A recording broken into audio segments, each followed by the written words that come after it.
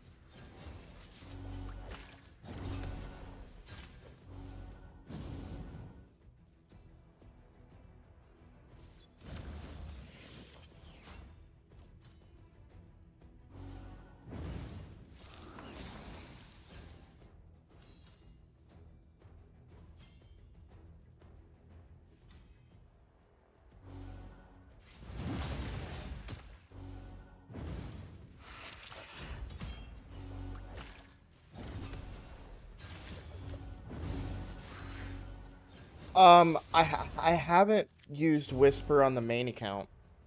I have her, but I've never used her. I know she's good. I mean, I don't have the need for her, unfortunately, at this stage in the game. I've got Double Newt, I've got a Krizia. My roster's just kind of stacked on the main account, but I do know she's really good, especially if you don't have those champions I just mentioned.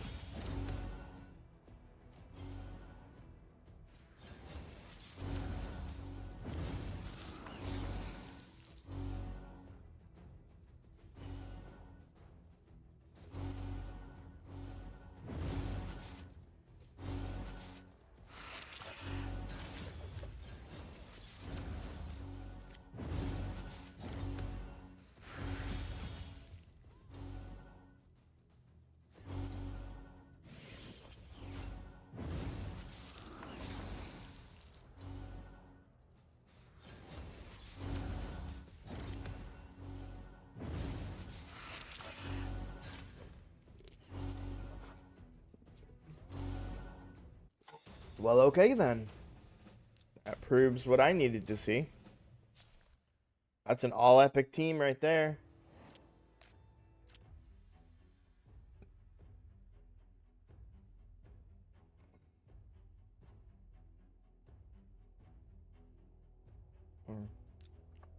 Skimpos is good. He'd actually be really good for this tournament, but I think Whisper's probably the better choice.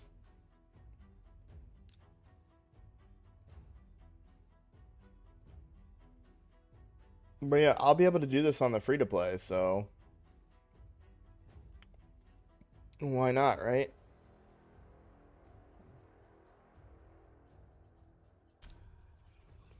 45. Yeah, 45 is enough to get a freebie of this. Admittedly, there isn't that many champions that I really want from it, but it's an opportunity to double dip, so I'll probably capitalize on it. I've been doing the spider tournament a little bit, but that was just to waste energy and try to generate some silver, which I have. I definitely got some silver back lately.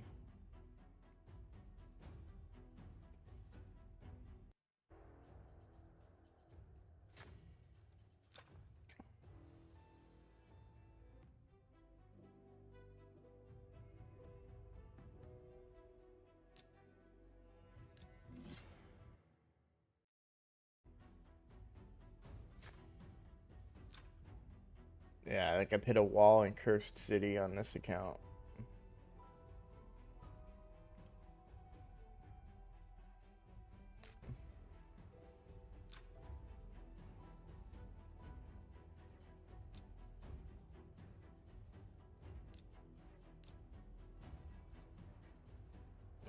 I can farm that later.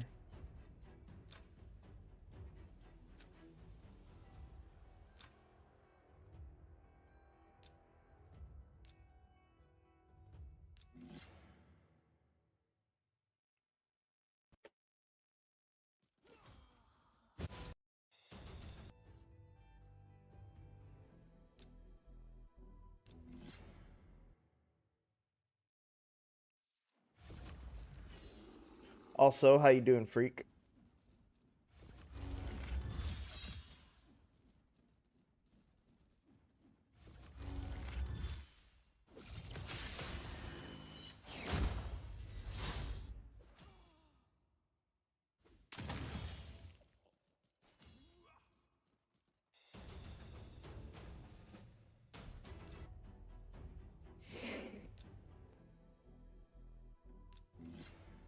Yeah, I think the easiest way to get past it would be to get past Scarabus is just to have everybody in a ring.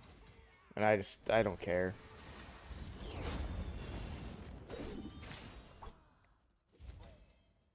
On my main account, I got rid of all the useless shield rings.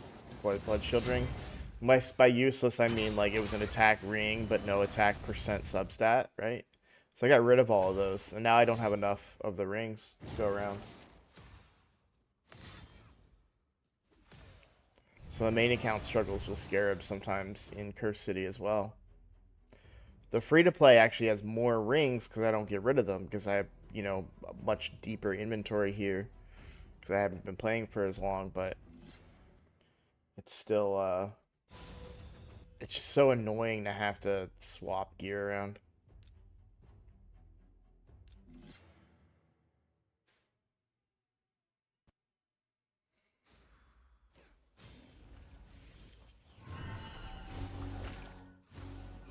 I might record a video here in a second.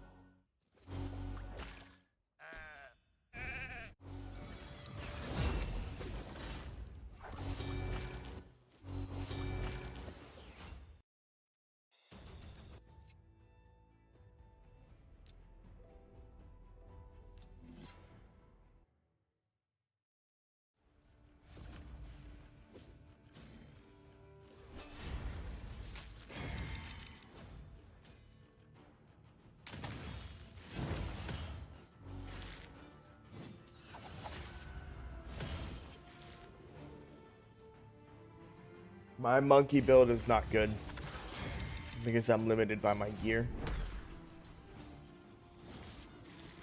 Which is why, like, I saw a lot of people in my comments when I got Supreme Alhain and Constantine. A lot of people were like, "You've got Sun Wukong. You don't need these nukers," and it's like, right now I currently have to use 2 nukers in order to kill a team in arena for gold. For gold 5, so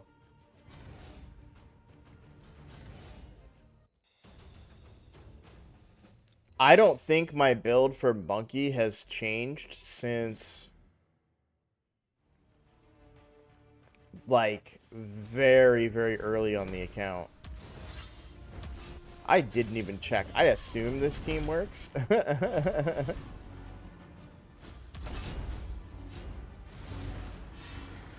Alright, apparently not.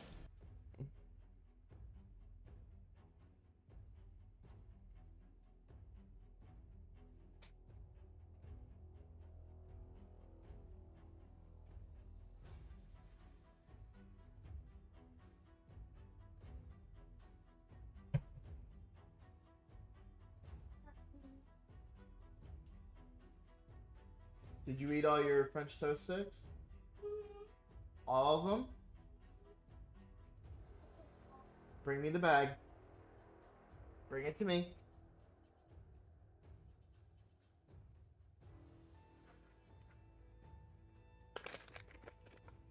Oh wait, did you already eat them? Were you eating them out of the bag? No, I didn't eat any of them. But you opened the bag? Okay. I was about to eat them.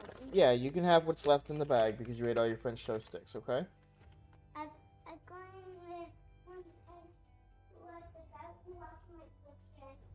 I started to know I ate all my food. Alright, so I didn't hear anything you said, but I love you.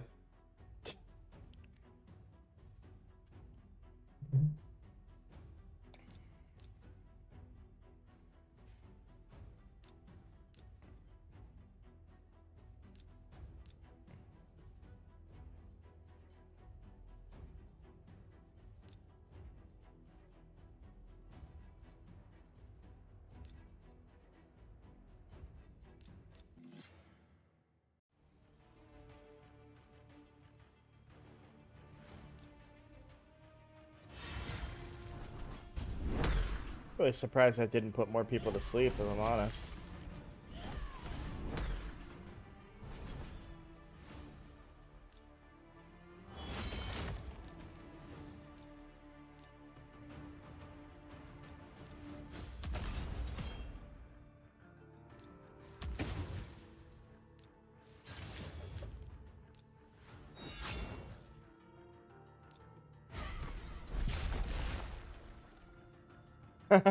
I was so confused why I just got hit by that, but now that makes sense.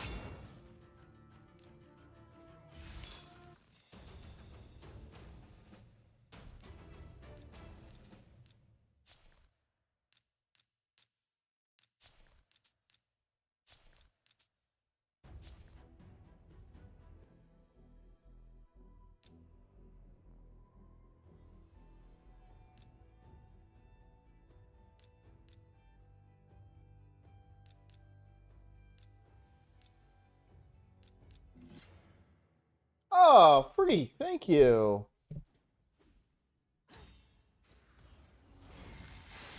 Will I be okay for an account takeover right now? Yeah, sure, why not? I'm not really committed to anything other than picking my next 6-star.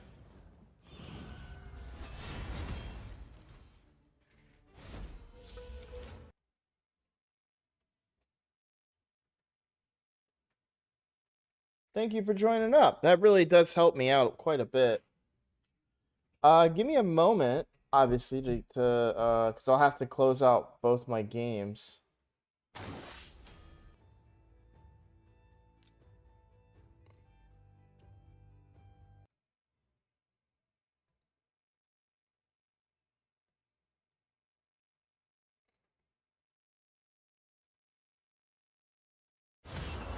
We'll let this run go, and then when this is done, I'll do an account takeover.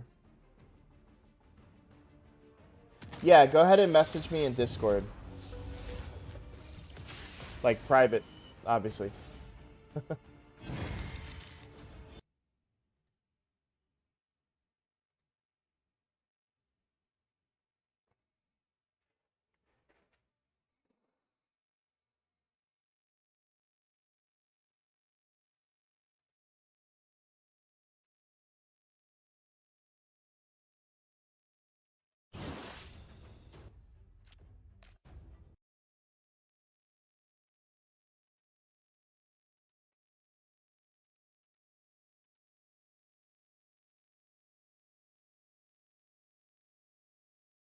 Message me in public, it'll be hilarious.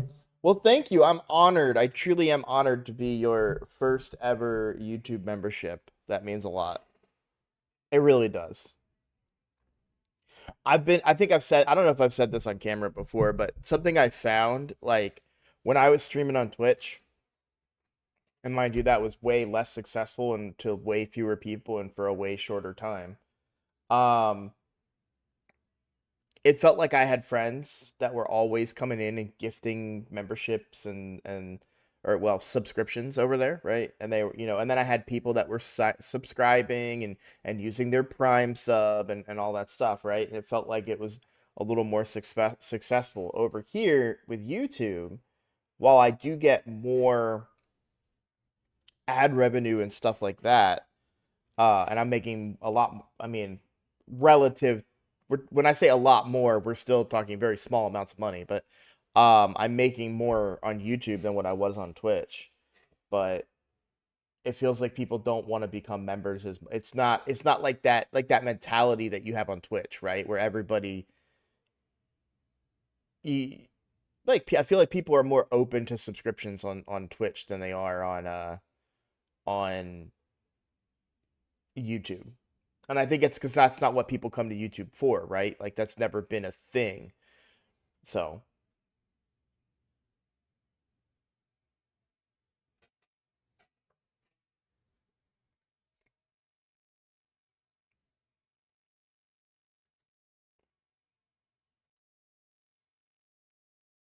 you can go ahead and message me whenever. I'm just waiting for you. I logged off both of my games.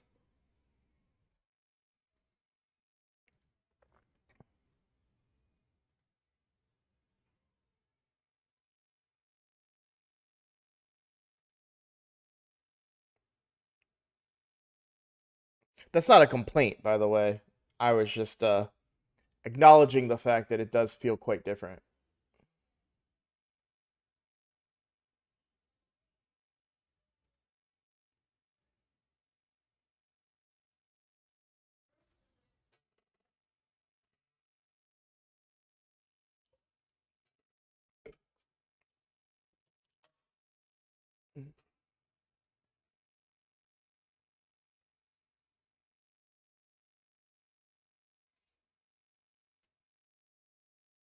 Oh, there it is.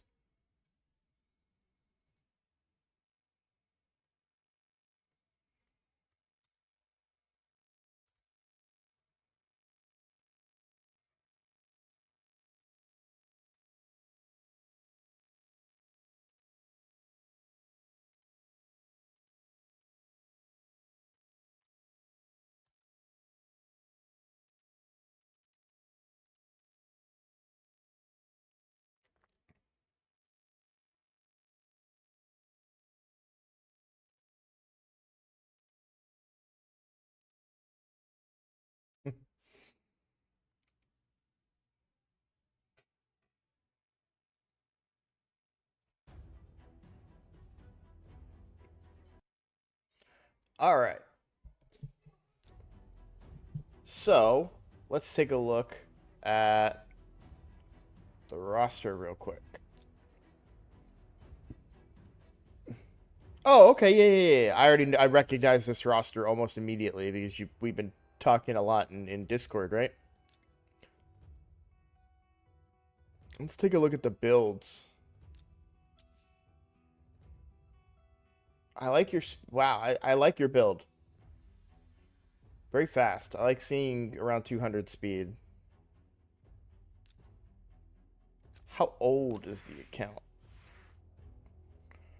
So 200 days. Okay. Yes, I have HyperX. In fact, right before I swapped over to do this account takeover, I was testing a Epic team, and I have an Epic team that can do it. So I'll be doing it on the free to play for sure. I don't see any reason to do it on the main account, to be honest. Other than a chance at a Trunda 6-star soul, but the chances of that are so little. But I mean, it should be pretty easy to do on my free to play though, so or on my main account. So we'll see. All right.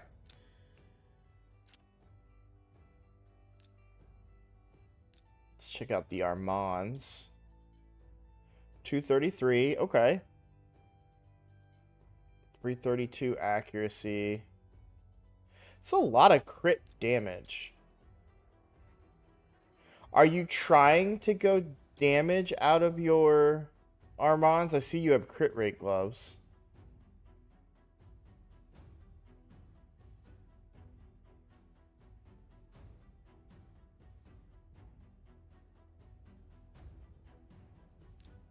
The rate on this is not listed.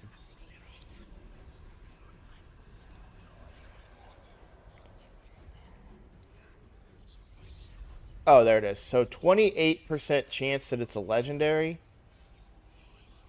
But it can still be between 2 to 6. So you could just get a 2-star legendary.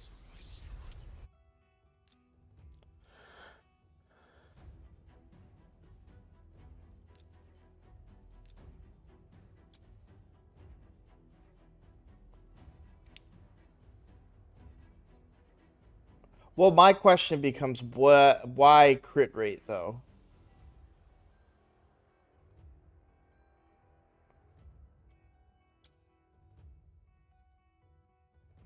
For the speed boost, maybe?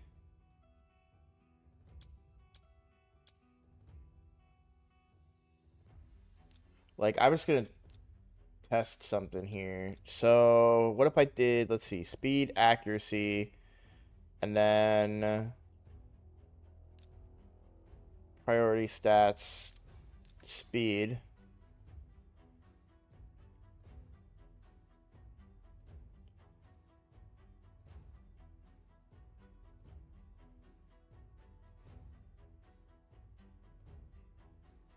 No, I won't change any builds. That's not I don't like doing that ever.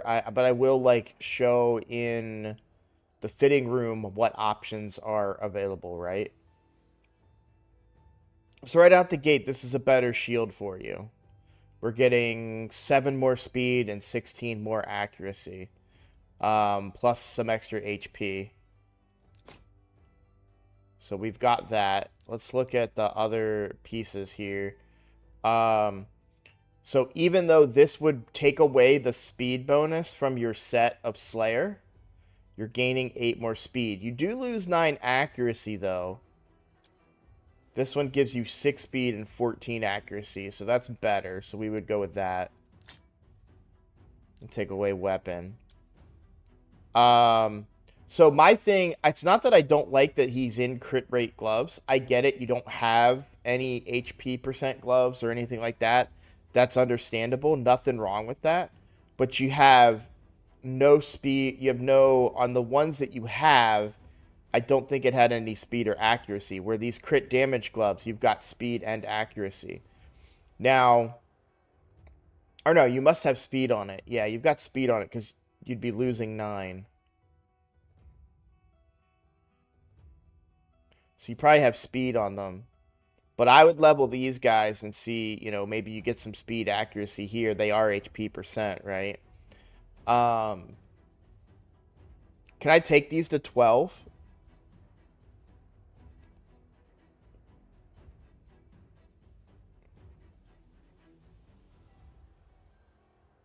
Is it okay if I was to take these to 12?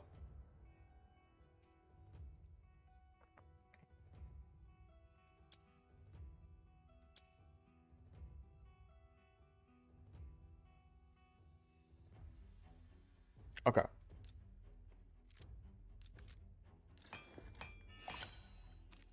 Yeah, only 250k. That's not too bad. And got you a quest. I'm not going to click on that.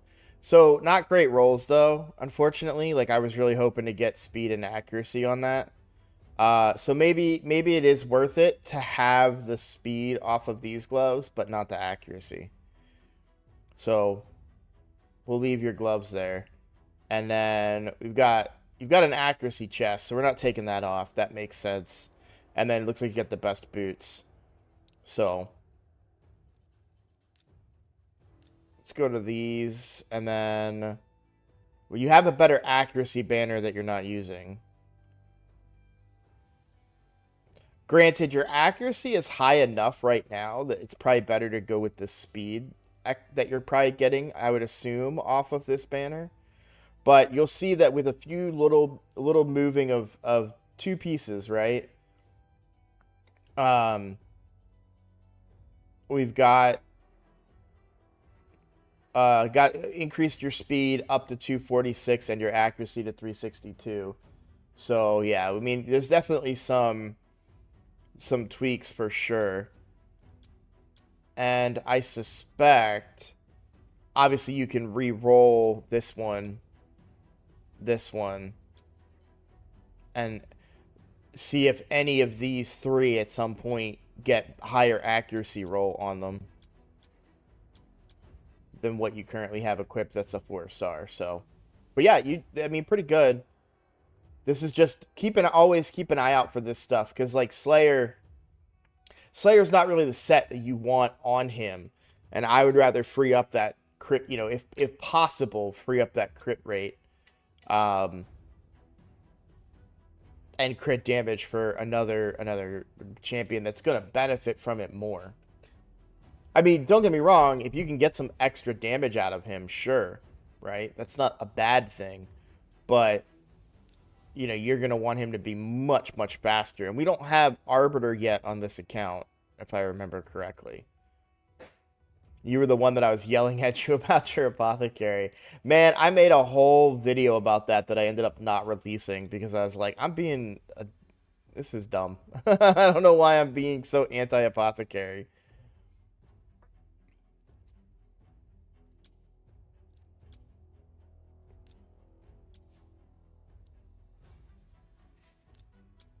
Okay. All right, how many...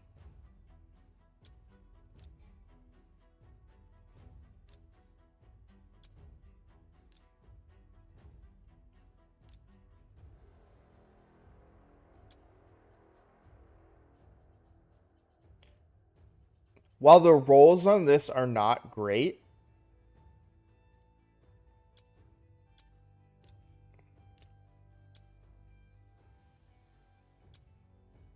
I do think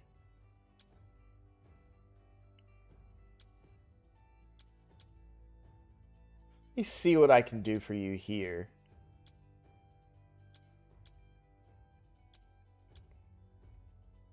Yeah, so this is not ideal. So Sun Wukong, the biggest thing about I would like to ask, why an HP percent chest on Sun Wukong? I'm just asking.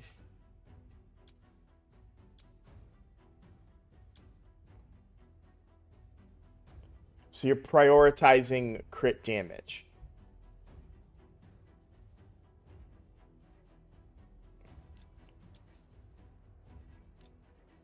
I don't think 160 speed is that much of a problem for a 200-day account. So let's grain of salt on, you know, when we're taking a look at accounts, especially free accounts, it's always important to keep in mind the limitations that the account has. I would say it definitely looks like you're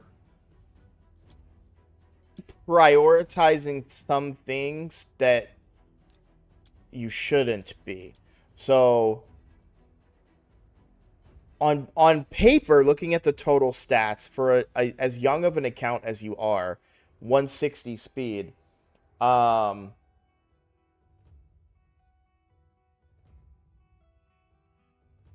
so one thing that you need to understand about Sun Wukong is he doesn't need he has the least need in the entire game to be somewhat tanky because I'm doing an account takeover, Alex. Welcome to the stream. So he has the least need to be tanky, even somewhat, because if he dies, it just comes back, right? Even for faction wars, because I mean, I don't know what your Skinwalker roster looks like, but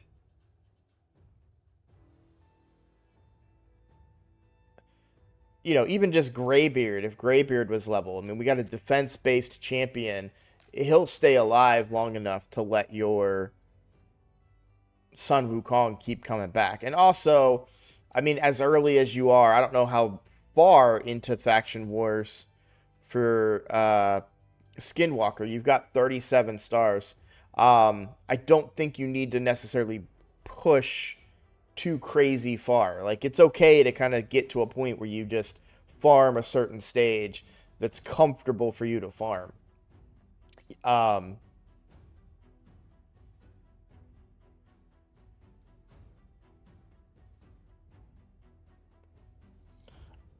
Oh, yeah. So Jack is pointing out there's no Inithwi. I think he's pointing that out because there is nobody in Faction Wars that prevents the revive mechanic.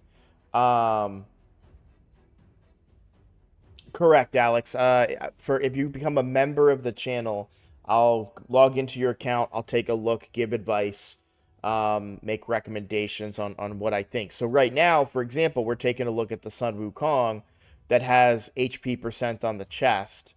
So let's just do like a mini, you know, we're gonna use the fitting room here, and let's see if we can change him and get what we're looking for out of it. So I always start with the gauntlets because I always want to go crit damage gauntlets with crit rate substat. And what I really like about this Slayer piece here, while the rolls are bad, it is a 6-star piece, meaning you're going to get the maximum amount of crit damage out of it. And you're getting an additional 5% crit rate out of it. Now, obviously, you do have another Slayer piece on there, but let's assume we're going to replace that. Now, keep in mind, this piece is not 6 stars, so we will get less crit damage than what this actually says. So it would be more crit damage in that way. But this is a good piece, so we'll try that on. And that drops our crit rate by a lot. So now I want to look at all the other pieces. I'm going to include equipped here because we're just playing around and we want to make sure that we go with kind of the strongest, right? So we go crit rate and crit damage. And then my strategy for gearing a champion is what is a perfect piece? What would be a perfect piece to put on your Sun Wukong? We've got crit rate, crit damage, attack percent, and probably accuracy. This would be a perfect piece, right? Well, we got 10% crit rate here, 10% into attack, and a roll into accuracy on a perception piece, which is good for Sun Wukong. So we'll try this one on. Now, this helmet is really, really good, but I don't necessarily want to take away from your Rathalos, right? So we'll go ahead with the perception, and we'll try that on. Okay, so we're at our attack did go down, but we haven't even looked at chest yet. So those are perfect pieces. Crit rate, crit damage, attack percent, accuracy. Now let's take off some of the perfection. But I also want to take off weapon now. And then, do we have anything that has attack percent with crit rate and crit damage? That's attack percent. I'm really only looking at chests here. So you have two pieces that are viable to reroll. This would be the best piece to reroll here. And the reason being is the accuracy part of it too. We just talked what's a perfect piece. Crit rate, crit damage, accuracy, attack. This has all of it with attack as the main stat, right? Very, very good piece here. I'm going to assume it's okay for me to take it to 12. Why 12? It'll show me what the rolls are. If this rolls through a triple roll into accuracy, maybe not so good anymore, right? Perfect. Beautiful. Beautiful piece, right? Absolutely perfect. Now, our attack is going to be lower than what it'll actually be in the end. So please keep that in mind, right? Like, the attack will be higher than this value. But let me show you one thing that I've already done, right? We've got plus 12 here. We've replaced your highest, like, level 16 items with 3 12-star items. We already have more attack and way more crit damage, but less crit rate. We're still working that out, right? So we've got the chest figured out. So primary stat, we don't want attack percent anywhere else, right? So now we're looking at crit rate, crit damage, attack percent, and accuracy. We already checked that. Let's say we take away the accuracy. We can make up the accuracy on a banner, perhaps. And we don't have to have accuracy on him, right? We're looking at nuking right now. So we've got a few options here that bring... I really like this piece. First of all, it's already level 12. Second of all, double roll in the crit rate, which we are quite low on our crit rate totals right now. So this brings us back up when it comes to crit rate, right? And we complete the speed set. So now our Sun Wukong is faster too. So I like that. We're going to keep the crit rate, crit damage. We're going to go to primary stats and go speed. Perfect. We'll try this on. Okay. So we lost quite a bit of attack, which was to be expected because you had attack boots on. Keep in mind that this could be leveled and you'd get 6-star worth of attack percent, which is huge. Very, very big. Plus the extra crit damage we're missing. And then this could also be 6-star. You could potentially get another roll into attack, another roll into crit damage, and then the base attack of this weapon would go higher. So this isn't a true definition of where we're at. But we're looking at 10% more crit rate. We're way faster, 182 speed, than what we were, with a little bit of sacrifice of attack, but I'm okay with where we're at. And so now the thing about shield, we're not going to gain any attack out of the shield. So we're really looking for crit rate and crit damage. If I'm able to do another speed set, I don't necessarily want to do another speed set, I'll be honest. I am checking to see, like, perception might be really good, but we need to find 10% crit rate. So we're going to take away the set filters, and we're going to prioritize crit rate here.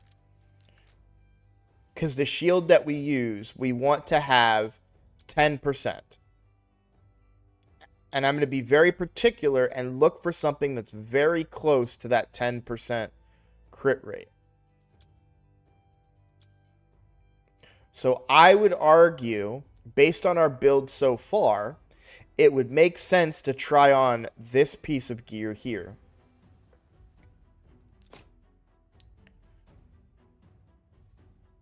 Wait, what happened?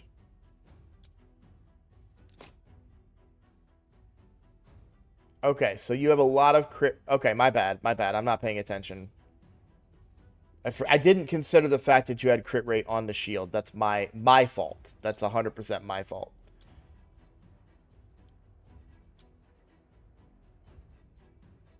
I'm going to take this piece to 12 too. And we went heavy in the crit damage there.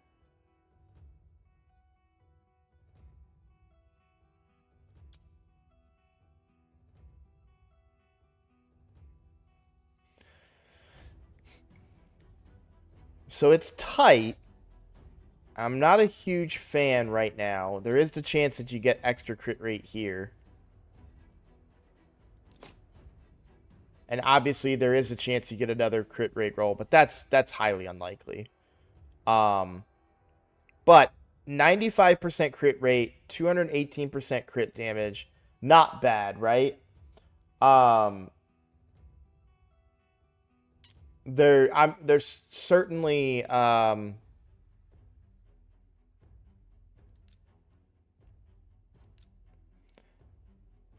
does it cost anything for me to save this though?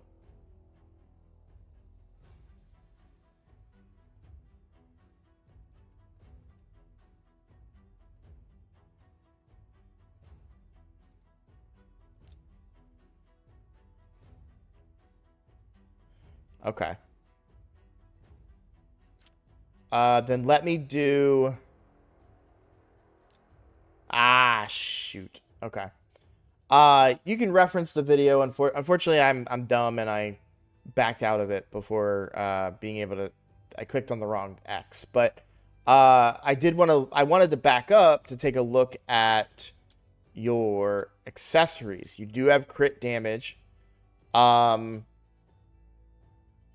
Really, there's not much benefit in going this one over this one, other than you get more substat rolls.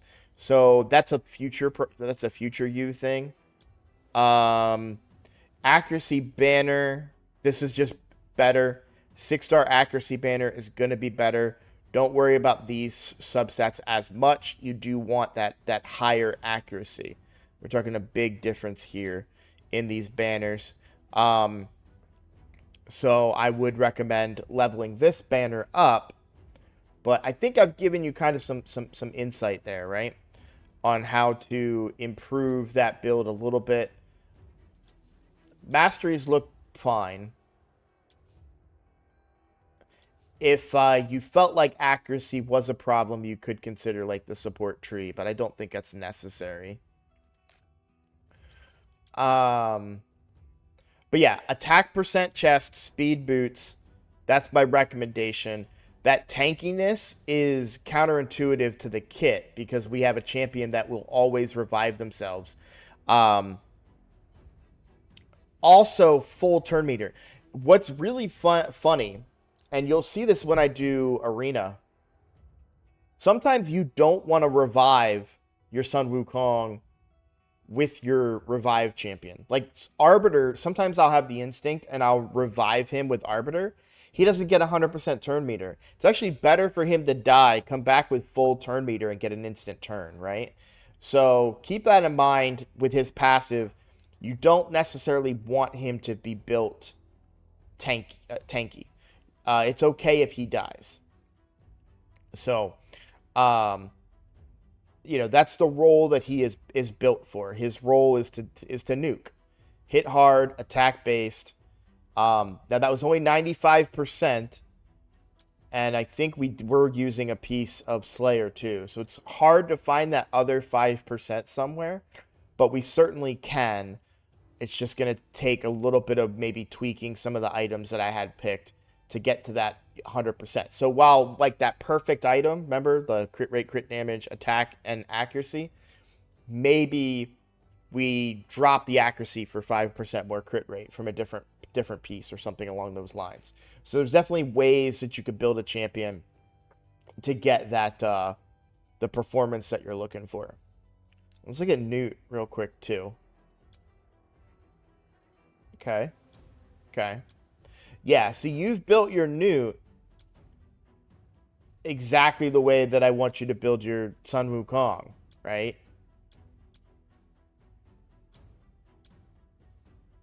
I would level up this amulet, though. Yes, this one has accuracy, and yes, this one doesn't. But crit damage has a plays a much larger role on enemy max HP. So you want to have the high, like this to 16 is going to be more crit damage than what this 5-star one does. So I would put that on. Accuracy on the banner you've already got.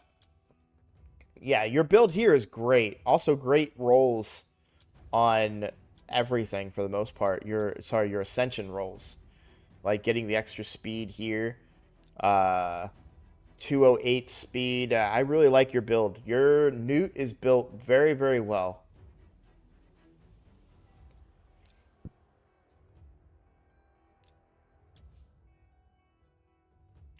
Yep, Cold Heart built well. What do we do here? Yeah. Now, Cold Heart is the exception, right? Because Cold Heart, you do need to be a little tanky because she's so squishy.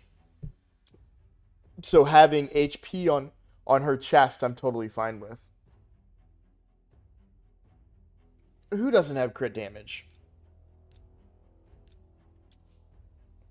What are you talking about? You get 213% crit damage.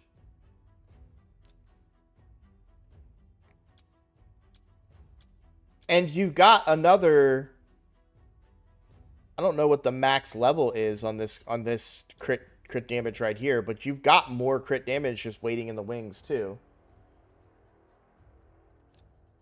You can say what you want, but look,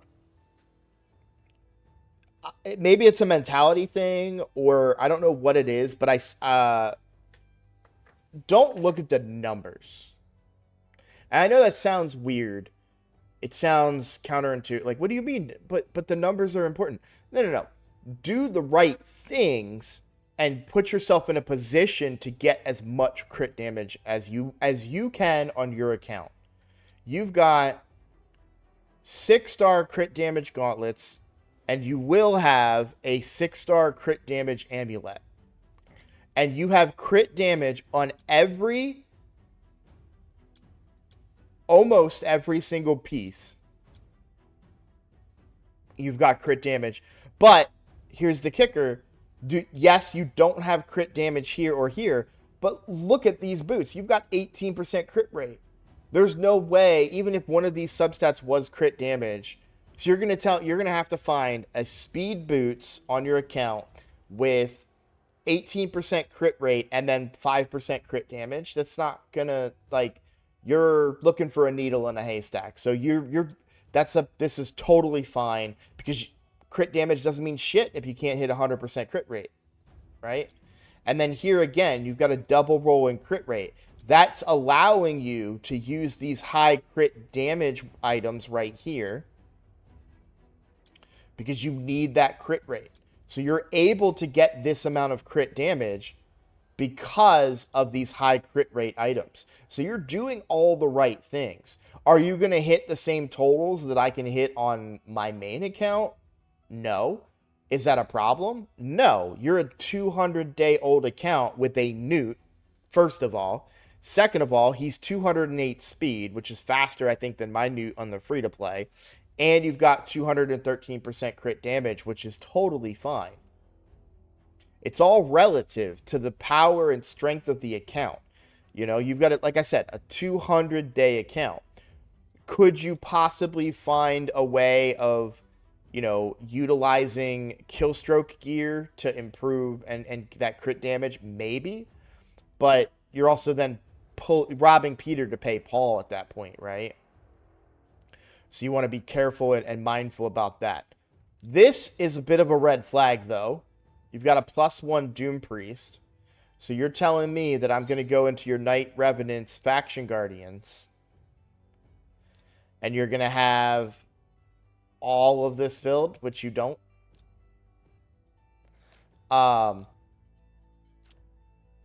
It's very tempting, but I recommend filling out this first.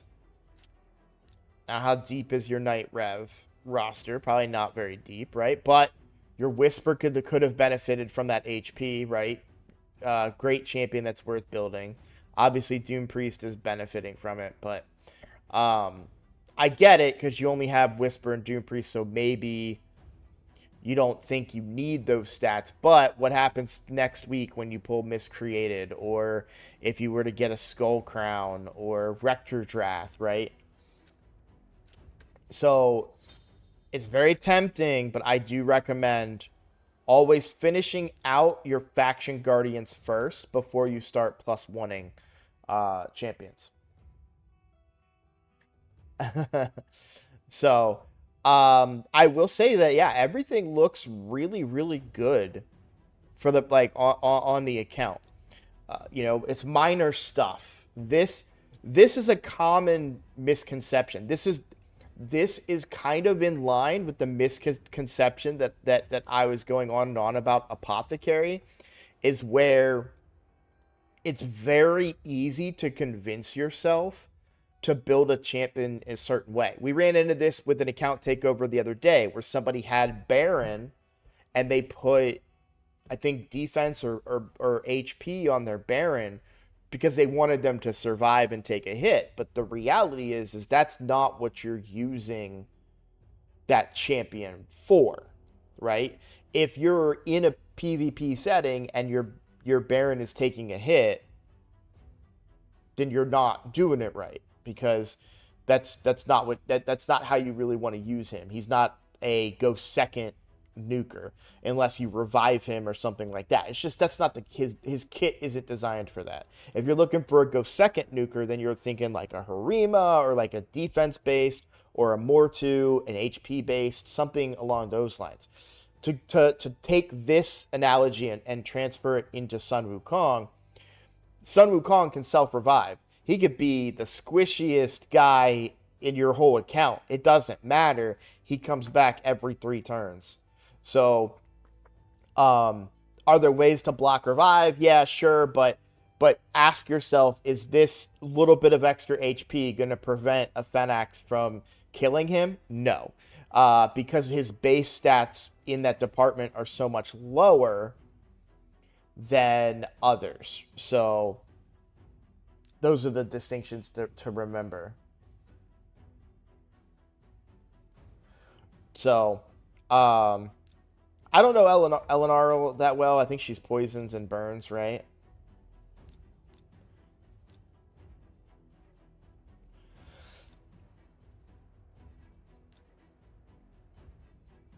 I mean, I like this, but it's so nonsense. Why? No, this isn't you. This is the game. You put a debuff that cannot be resisted on the A1, but then make their entire kit is about poisons. This one can't be resisted, but this one can, so you still need accuracy. And if you have enough accuracy to land your poisons, it just doesn't make any sense. Why make this one can't be resisted? Unless you're going to say, all right, I'm going to build her with no accuracy, but bring a big poison champion alongside of her, and then she can land a burn and then activate the poisons from the poison champion, maybe. I don't know, but it's just funny to me. Build seems fine. Low accuracy, though. I assume that's probably just haven't had an opportunity to level this gear.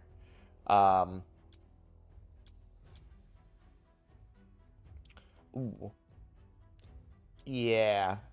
Eleanor, I think you're sleeping on her. Her build's pretty bad.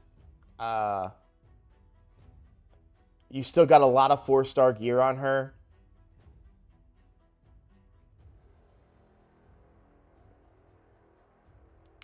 It's really important to remember the poison activation here.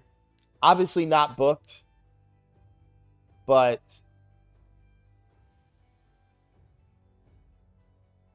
I guess you don't have that many poisoners around her other than her own poison. But poison activation is very, very valuable. Granted, it's on a 4-turn.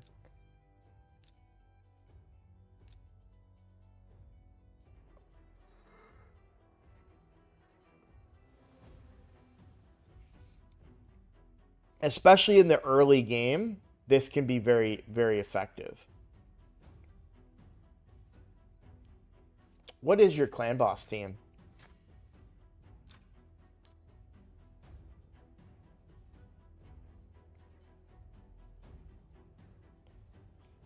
What difficult? You were brutal, I think, was the conversation the other day, right?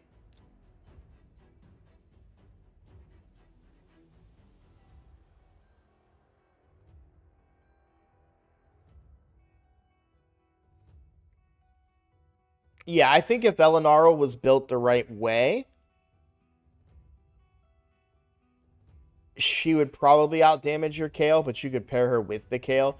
So Newt is fine. Wait, you have Geo and not use him? Oh yeah.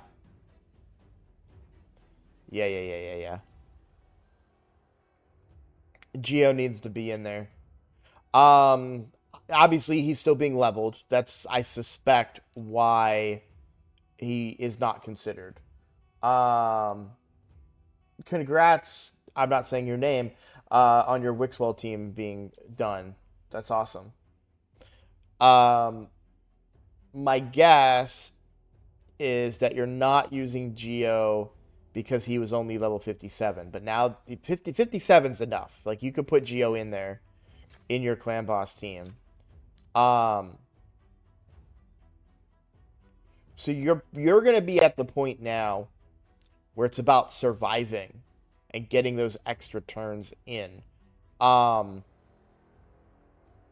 so I would take Newt out and bring Geo in. Newt is going to reduce the damage that you're taking while also pairing very well with Rathalos, who needs a completely different uh, blessing on him. We'll take a look at Rathalos here in a second. Duke is great. That's your decreased attack champion and your decreased defense. While you do get decreased defense also potentially here, the decreased attack from Duke is what you're really looking for. I've already said my spiel. So what would I do? Your team is saved, so I can mess with this and it's not going to ruin anything. It's faction crypts. Okay.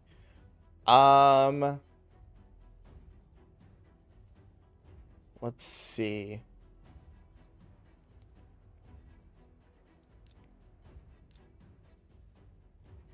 Although I would bring Iron Brago.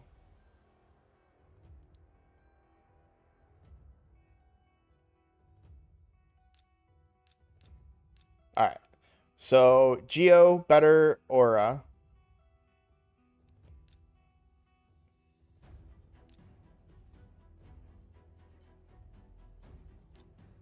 I don't know what he does. I've never had Iron Brago. Increased defense.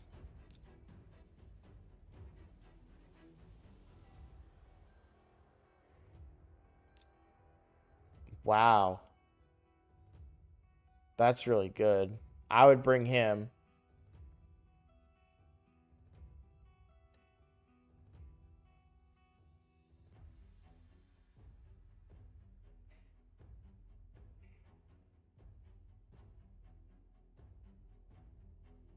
Um, I'm not bringing him for his speed, and that can be built and fixed later. He's increasing the survivability of this entire team. Not only, so he's increasing the survivability from his passive. So everyone's getting 10% of his defense. He's a defense-based champion. So you're gonna want him to have defense, everything but speed boots, right? And then he's also bringing increased defense on your team.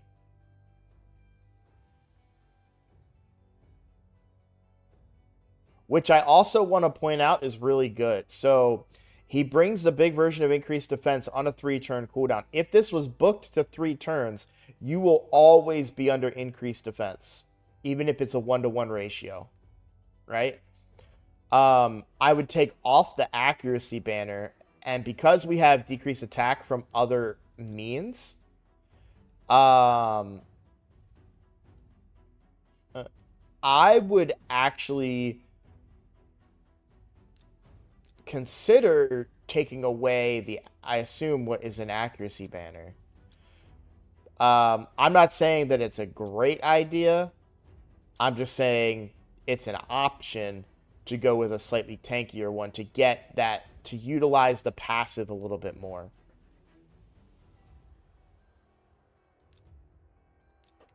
But he brings you survivability, right? And that's what we're talking about.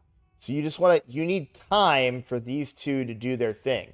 And I do agree with the Doom Priest argument as well, which was recommended in chat. And I'm only looking at your current roster. We're going to talk about future champions to change. But what I like here,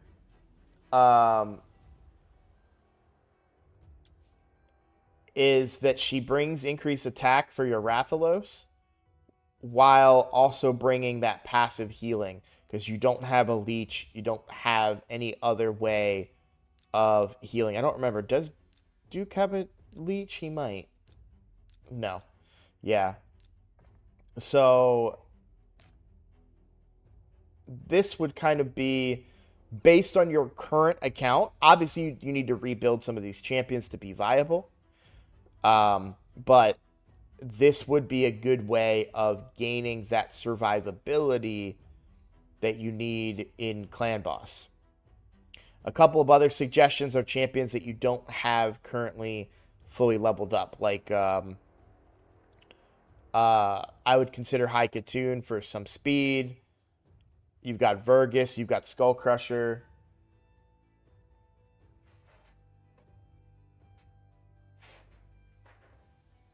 I'm not saying he's a priority to book at all.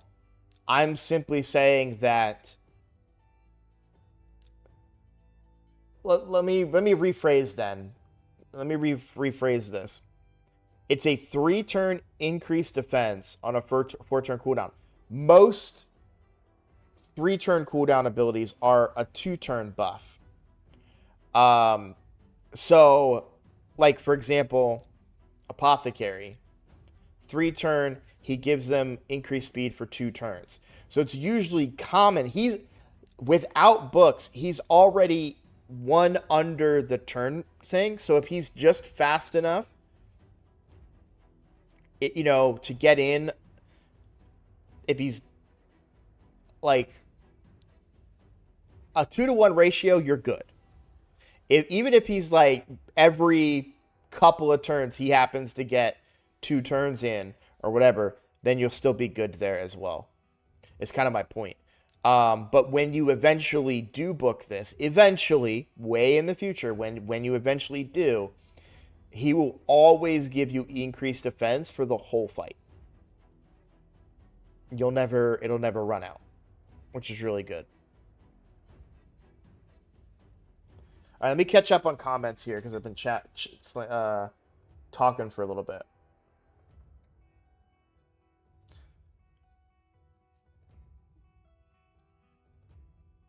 All right, if you can get crit stats on Braco, he hits really hard too. That's good. I don't know. I assumed as such, but I've heard as such. So yeah, you could definitely build Braco to do some damage as well. Around turn 15 or something, my S should outrun the shield from the shield set.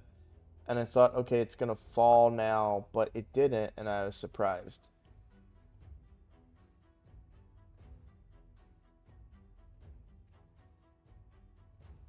I think you mean decreased attack, Ahmed. Newt for Rathalos because of the... I didn't have Newt in the team. I have Rathalos.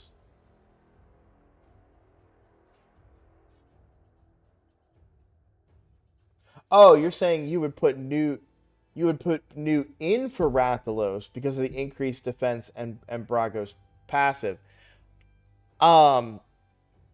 So the problem is that there's no cap.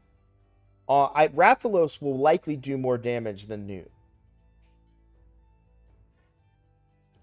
And the reason being, there's no cap, or there is a cap on Newt's damage.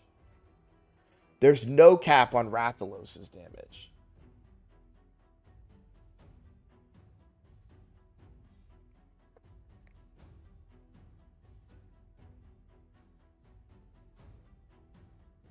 and he ignores 100% of defense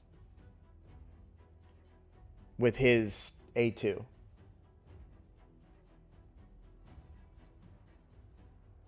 So I actually think that this would be better. Obviously, you would also want to change your blessings. You don't need 3 champions to have the decreased defense blessing that you have. On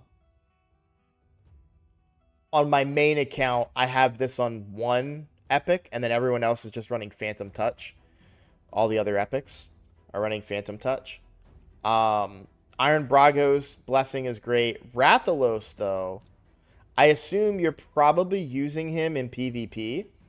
I would swap this. I would say Sun Wukong PvP, Rathalos PvE, because you have a PvP blessing. You have a PvE, sorry, blessing on Sun Wukong and a PvP blessing on Rathalos, which arguably Soul Reap isn't really meta for PvP.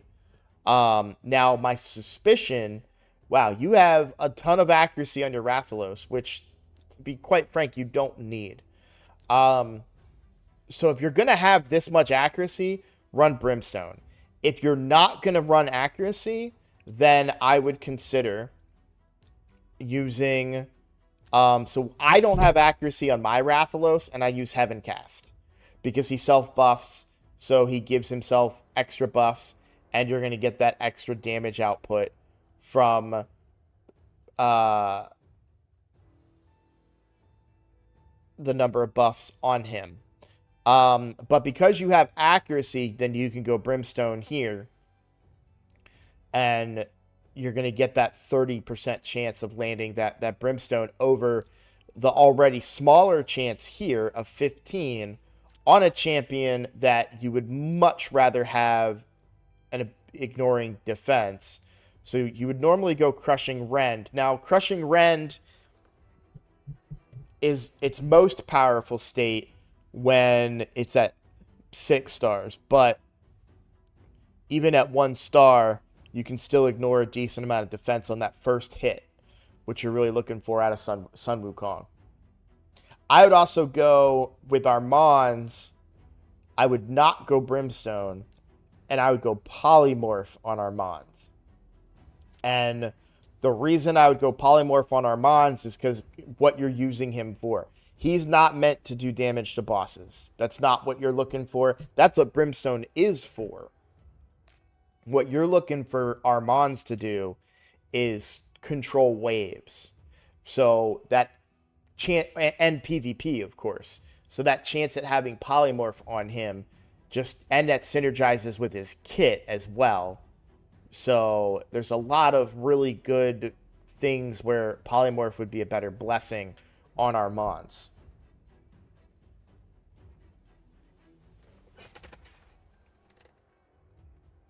So, yeah, Newt has, because bosses, they cannot receive damage beyond a certain amount of their HP. I don't know where it's written in the... It may not even be written here.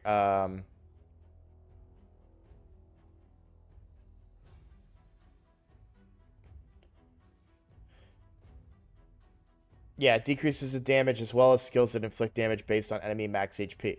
So that's why HP burn, so poison on Ultra Nightmare does 75,000, and I think HP burn is like 150,000. And then enemy max HP can only go so high. This is the same, you have the same issue on Hydra. On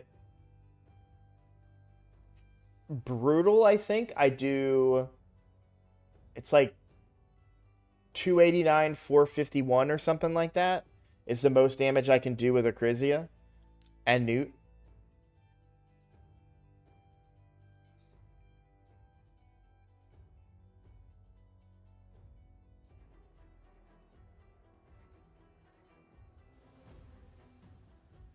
So 75k, 50k poison. Thank you. I knew it was somewhere I knew one of them was ended in 50 and one of them was 75. So thank you for clarifying that for me. It's been a while since I've paid attention to those numbers. So that would be my recommended team based on what you have. However, you should consider getting Skull Crusher or Vergus. Uh,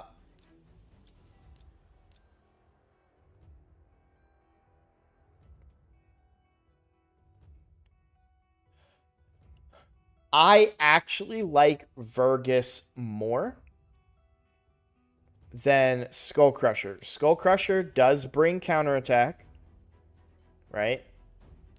But Vergus is also bringing.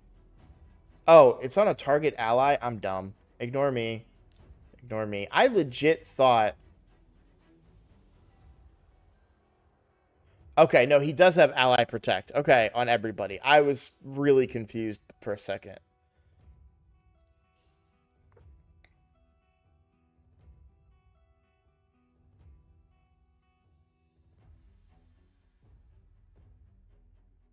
That's actually kind of annoying.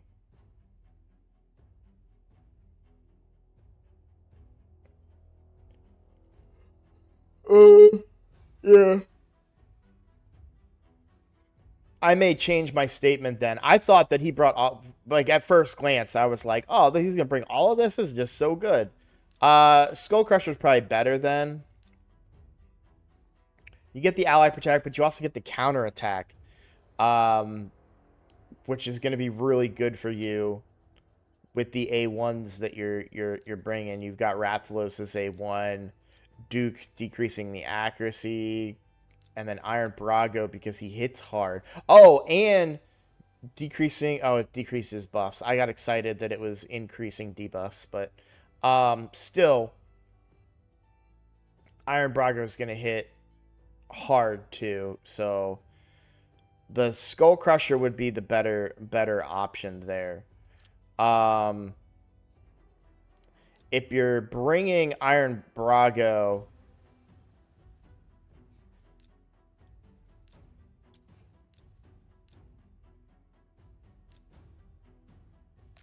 It's tricky to try and fit everybody in here without the lack of healing is a bit of an issue too. So plus you want to cleanse the stun off is the other thing. Although if you can make sure Skull Crusher is your stun target, there's viability there. But you'd lose the healing. I don't know. That's it's tricky where to put him in. I don't think Geomancer and Rathalos can get removed. Oh, no. Yeah, you have decreased defense and then decreased attack here. So, yeah, you could just put Skull Crusher in for Duke. Because you'll have your decreased attack from Iron Brago. And then you'll have decreased defense from Rathalos on a counterattack basis, right? Yes, Skull Crusher would be tanky. An important thing to note about your ally protectors, too, to try to minimize. Now, don't sacrifice a good piece for this, but try to minimize the amount of crit damage you put on them. It's an important note. It's a mechanic within the game with how damage is calculated for ally protectors. So you would want him to have defense like you've got him, speed on the boots, always speed on the boots. Any new account, there will come a time where you're going to have enough passive speed gain from the team around a champion that perhaps you can go attack percent on the boots. You're not there yet. You won't be there for a long time. Speed on the boots always. But yeah, you're really just looking for tankiness because he doesn't really have you don't really care about this heal reduction. So you want that ally protect and counterattack. So you want him to be fast and tanky. You do need speed on him. Because you want to keep that ally protection up on the team as much as possible.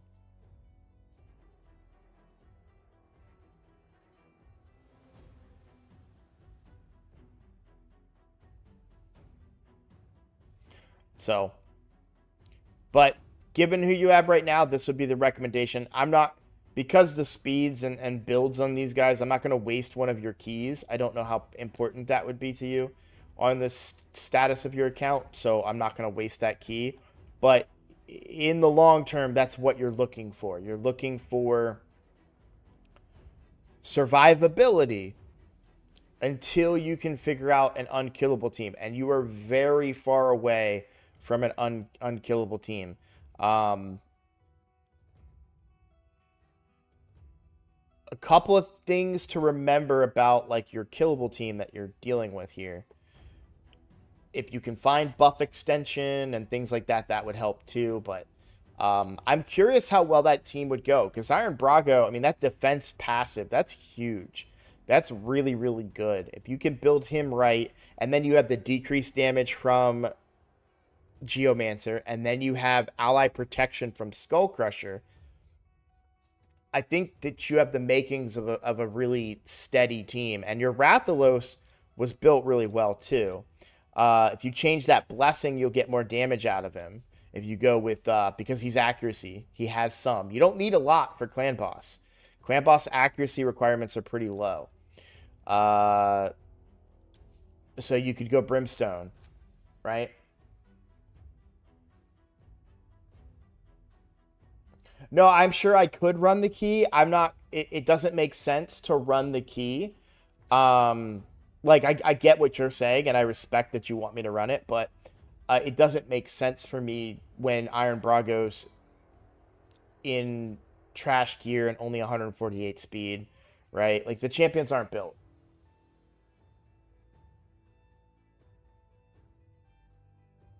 Exactly.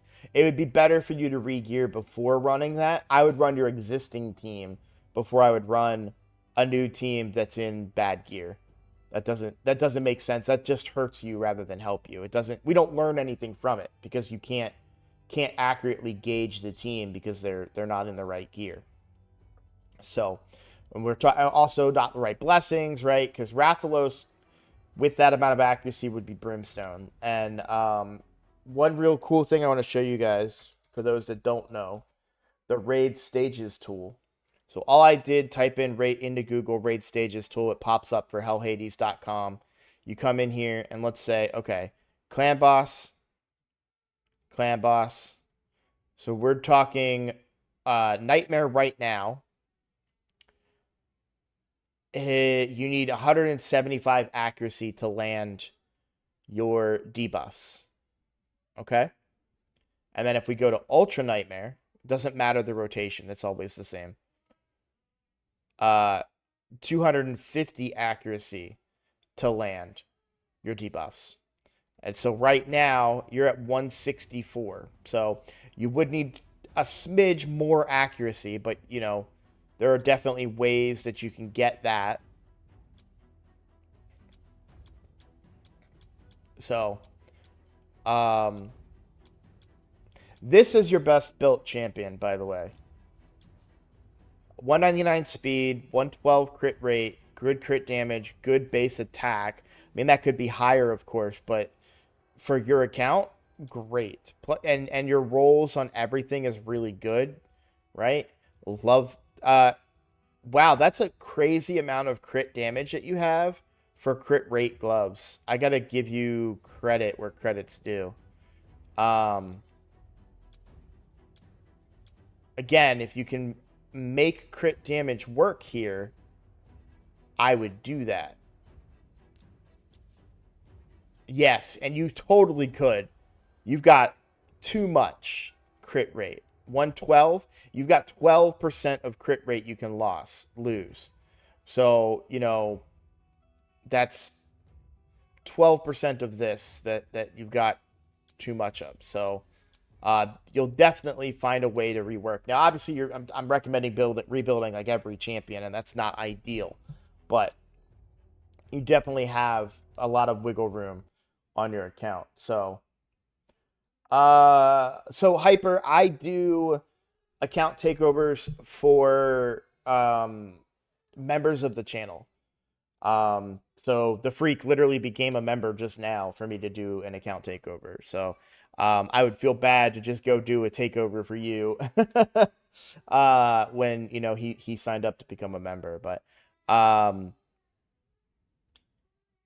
and I still need to do live arena on my main. So I think I've kind of covered everything. Where are you in arena? Gold. Good. As long as you're in gold, I think you're solid. What do you use as your arena team? Let's see. Yeah, see, this is where rebuild your Sun Wukong, like I talked about, and then use him instead of Rathalos. I get Rathalos can slap. He's a viable nuker. Sun Wukong hits harder. And Sun Wukong, especially here, we're getting built-in defense ignoring. Just better. Just better. And again, he's your arena guy. Polymorph would prove to be more effective here. You potentially polymorph Sun Wukong when he goes to steal all your buffs. You've got a 4-star blessing. It's pretty significant. So, if I was building an arena team,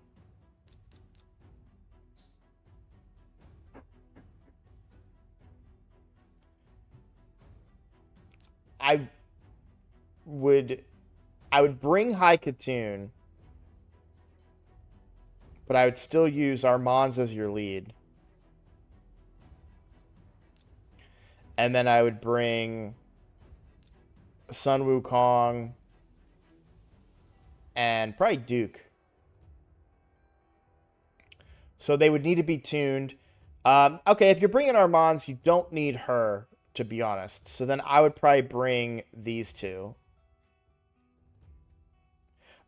And truth be told, you should get Fenax up, because Fenax counters Sun Wukong. And again, this is all future stuff, right? Ugo could be a viable option. I just saw that in the chat. But it's 50, Duke's 60. So, well, there you go, Hyper. Thank you for becoming a blockhead. I appreciate that. We'll do an account takeover for you. I'll finish up here, and we'll take over your account.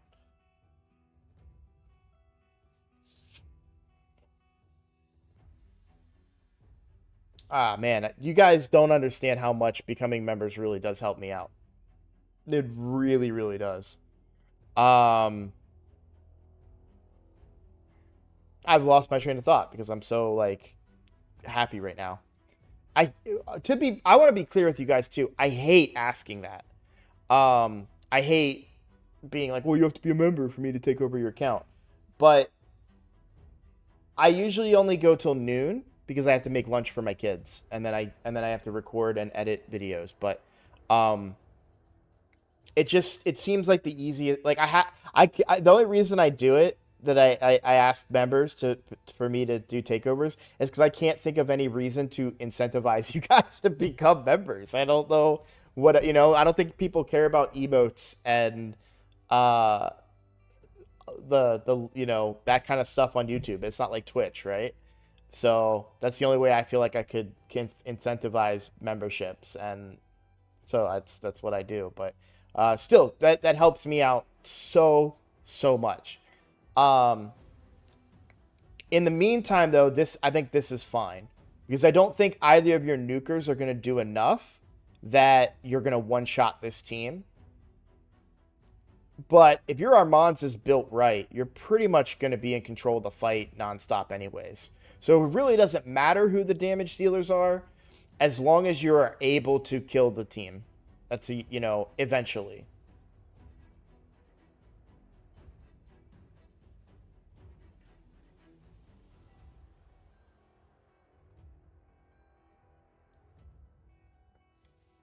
So, all right, I am going to black out my screen. Hyper, are you in my Discord?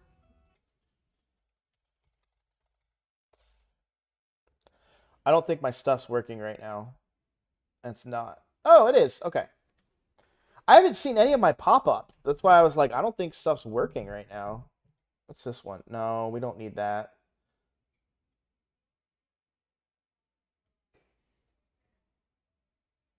I'm just looking at these names.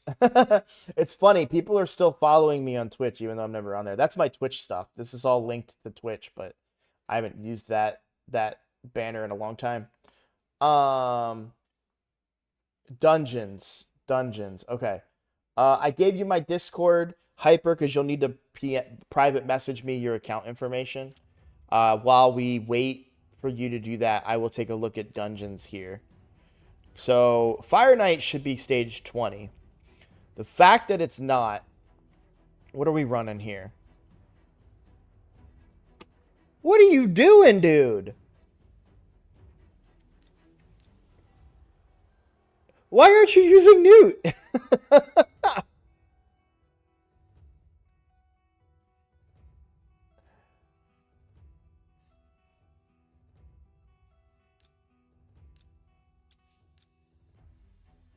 80% chance of decreasing the target's turn meter. Hey, Brad, thank you for becoming a blockhead. Look at saved teams. Okay, that's fair.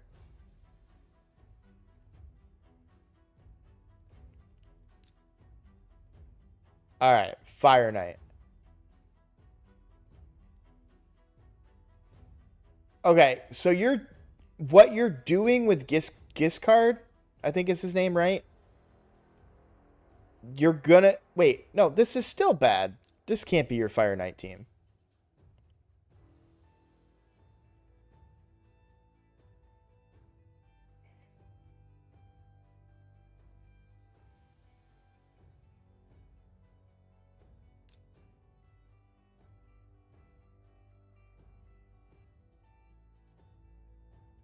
Oh, you were doing the Epic tournament. That makes sense. Still, this Fire Knight team is bad.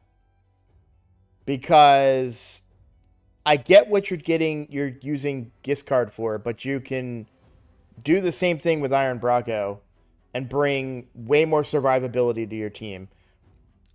Or you could do just bring Skull Crusher. You're already bringing a level 50 per progression, which is incorrect. Skull Crusher would put counterattack on everybody. So you're using this blessing to take away 5 stacks of the shield, right? Skull Crusher with counterattack will take away 4 stacks here, 1 stack here. Is it 1 or 2? 3 stacks here, 1 stack here. Okay? But then we're not even going to use this guy because we're going to use the guy that actually decreases turn meter with his A1 ability paired with a counterattack champion.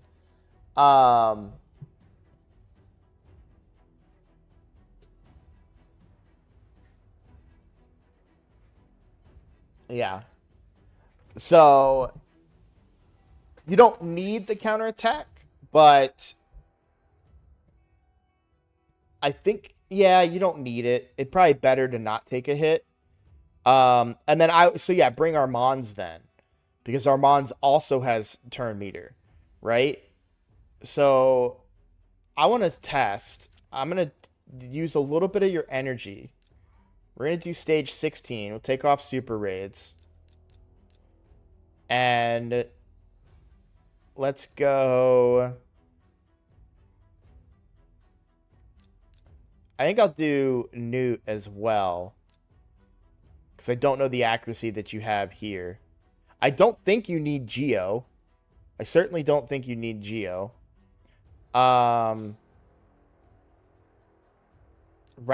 for extra damage. And, I mean, are we fast enough? So, Apothecary, yeah.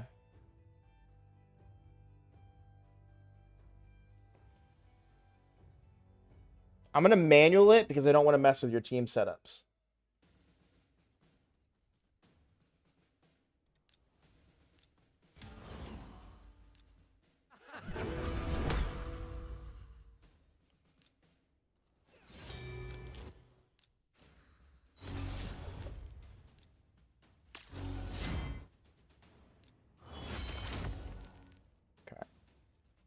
I probably killed that wave too fast, and I apologize. This is going to be a little bit of... Because I know you don't have books on the Armands. Who's a real threat here? Probably nobody.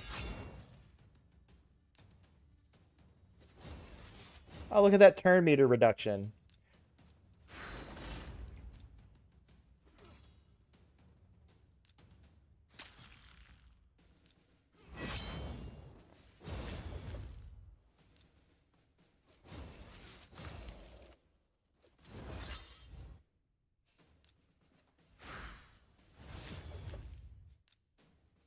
Yeah, we can use this just to mitigate any more issues. You feel free to point out the fact that I can focus on specific areas. So feel free to point out the fact that I did need your boy's healing. I'm gonna A1 from here on out, but I'm simply just trying to really test the boss efficiency of this team more than anything else. Our Mons will mitigate any waves. Honestly, I would not use the A1 on the first turn.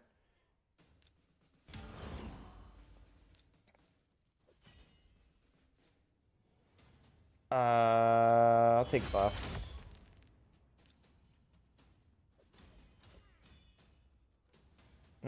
I should have A1'd, I think, but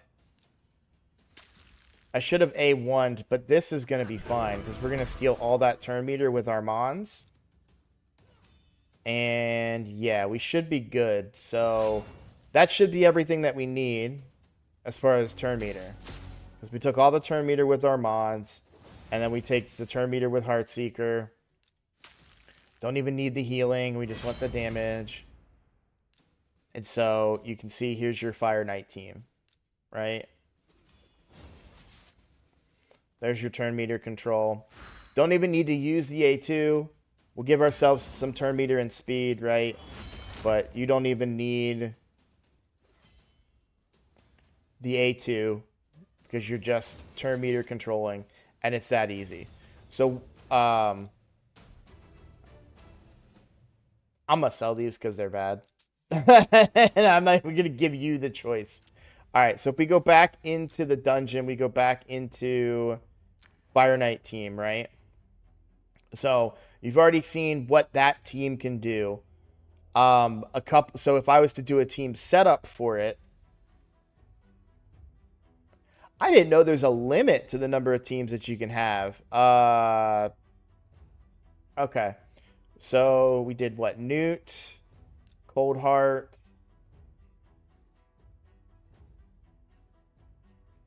I don't have to use Rathalos, but I do like having Rathalos's kit in there. And then I did Apothecary, right?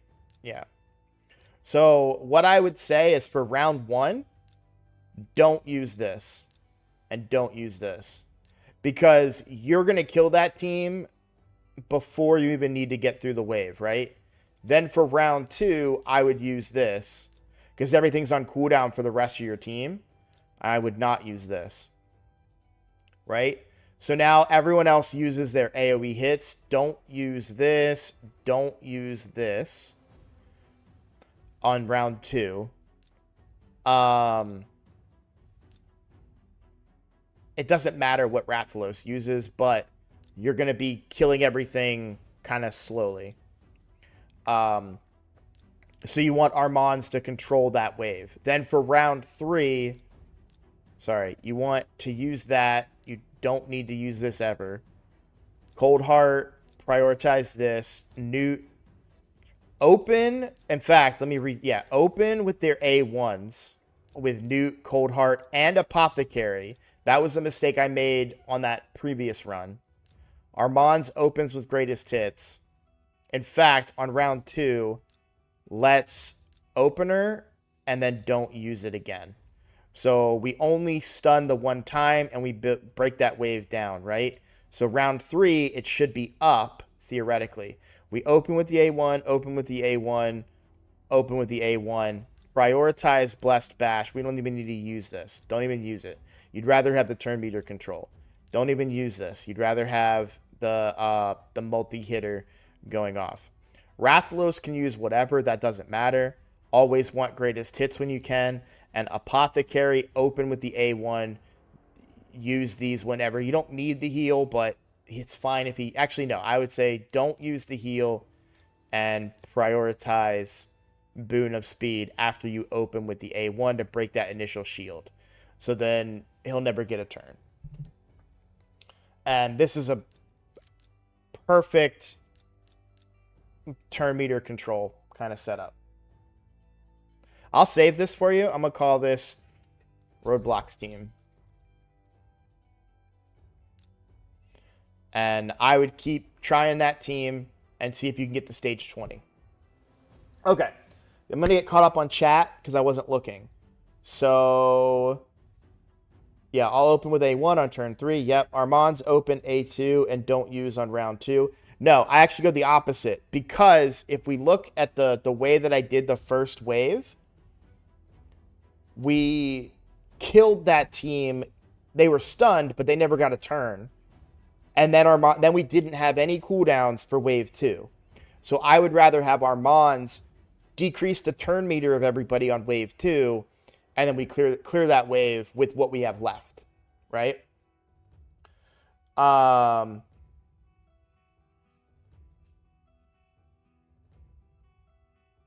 Armand's was the fastest.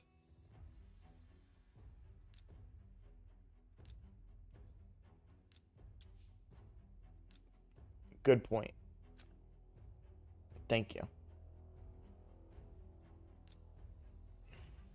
Very good point. So open with the, oops, sorry. Round 3, open there, prioritize greatest hits. Because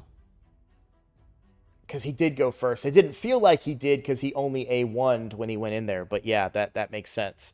Because we're saving this on the round 2, right? We're not using it. Or we're opening with it and then not using it. It'll be up for sure. So we need to open with the A1. Which makes sense. Good call.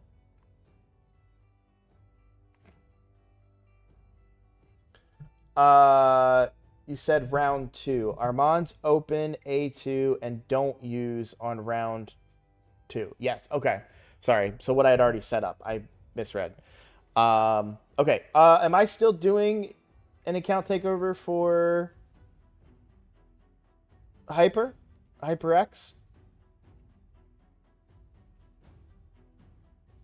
So that was Fire Knight, which Freak, I love you.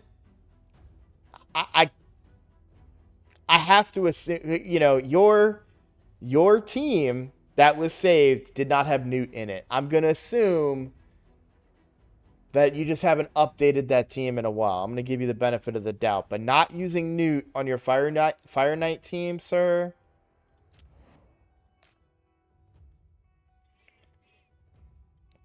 I need to figure out how to make this a meme. Disappointed fifth element. Or make it like a function in my chat, but this is my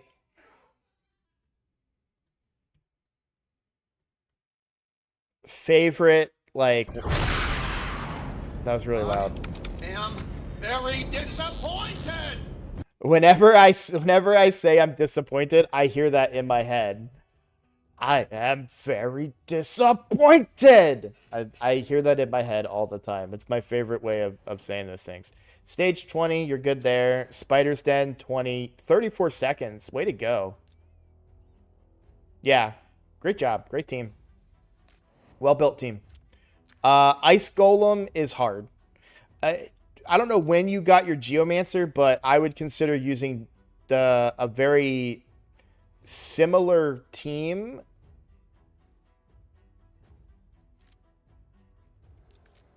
to what you... So, there's a bit of a there's a bit of a trick with Ice Golem. It's the same trick you can use on Iron Twins. So he has percentage that of HP that he procs his counterattacks. If you go past that percentage on his turn, he doesn't proc that counterattack. So, which is that freeze mechanic. So, you could bring like Geomancer, and then he would do damage to himself and not proc that, to avoid the counterattack mechanic. He's also extremely susceptible to poison damage. So a common teams in the past for Ice Golem have all been poison heavy teams. So you could consider like Elenaril, so like Geomancer, Kale, Elenaril. But to be honest, I've never been a huge fan of Ice Golem in general, and the gear that he drops, while it has become better with Cursed Set, Provoke, Reflex, and then Retaliation changes. I'm not a big Ice Golem fan. I wouldn't worry too much about leveling up that dungeon. You want stage 20 for fusions, but yeah, exactly. Mikolaj is saying exactly what I'm trying to say, and I couldn't find the right words. You're actually doing too much damage for Ice Golem. So you're going to cause him to do the big freeze slam that hits very hard more times than you want.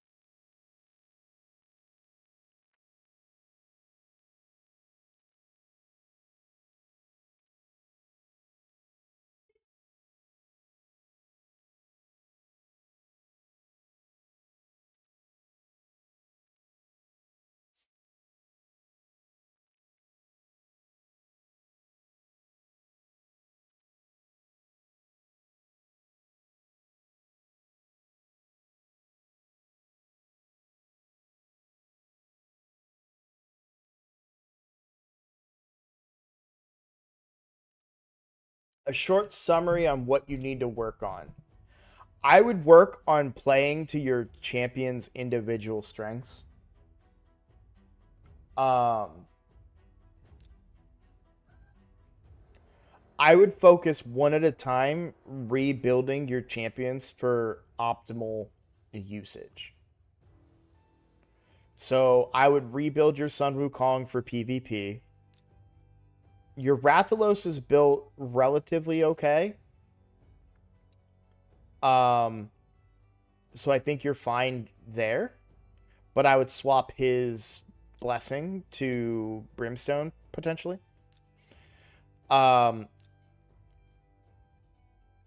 already kind of showed you like a rebuild on Armands, right?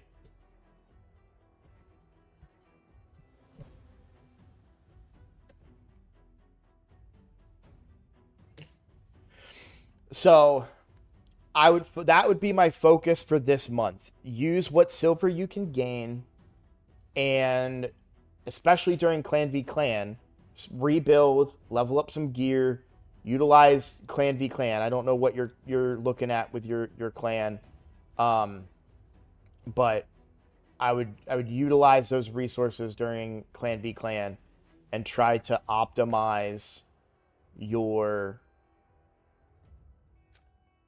team. Where are we at on Arbiter missions? Ascend a Void Champion to level 6 of Ascension. This needs to be your quiet priority, because you are very, very close to Arbiter, who will change everything that we've talked about on your account. I'm sorry, stretching. Oh, God, that was such a good stretch. Okay. And honestly, this is just your biggest hang up. Start saving, because you're very close to hitting 10 on this, so you need to save up for it, right? You need 1,000. Void Champion to level 6 of Ascension.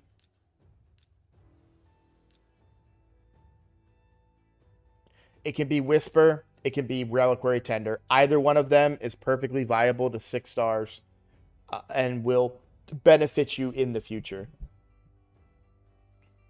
since you've already done it with Cold Heart. So,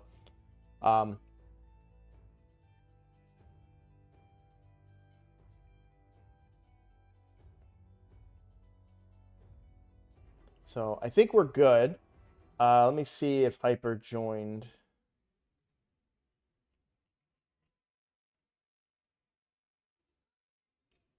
Is the Discord showing up when I'm doing exclamation point Discord? Like, is that?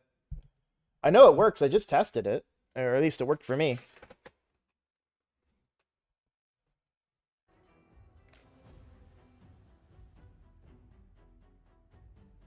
Okay. So I think short-term goal, get those champions rebuilt, and that plays to their strengths, right? And then long-term goal is get this Arbiter done. By the way, what's really cool about the damage to... Man, I just had a stroke. Oh, God. Like, my brain, it physically hurts right here. What's really good for about the clan boss damage stuff is that you can use, it's not one key, it's multiple keys, right? So you could very easily knock this out. Like, if you can figure out a way to do 20 million a key, you spend one extra gem on Nightmare, or an extra 100 gems on Nightmare, and you're good. Your gem count is very, very low. I suspect you are far too liberal with your gem usage. I just noticed that. I would be saving your gems more than this. Granted, we're in a fusion, but you're not going for the fusion. Yeah, don't do every tournament. Are you going for the fusion? I assume not.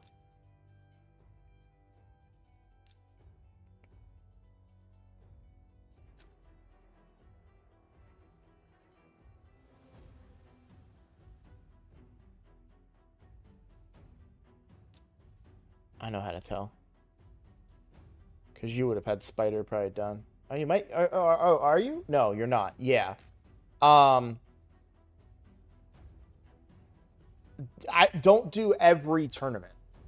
Don't get me wrong, it's a great time to farm, but or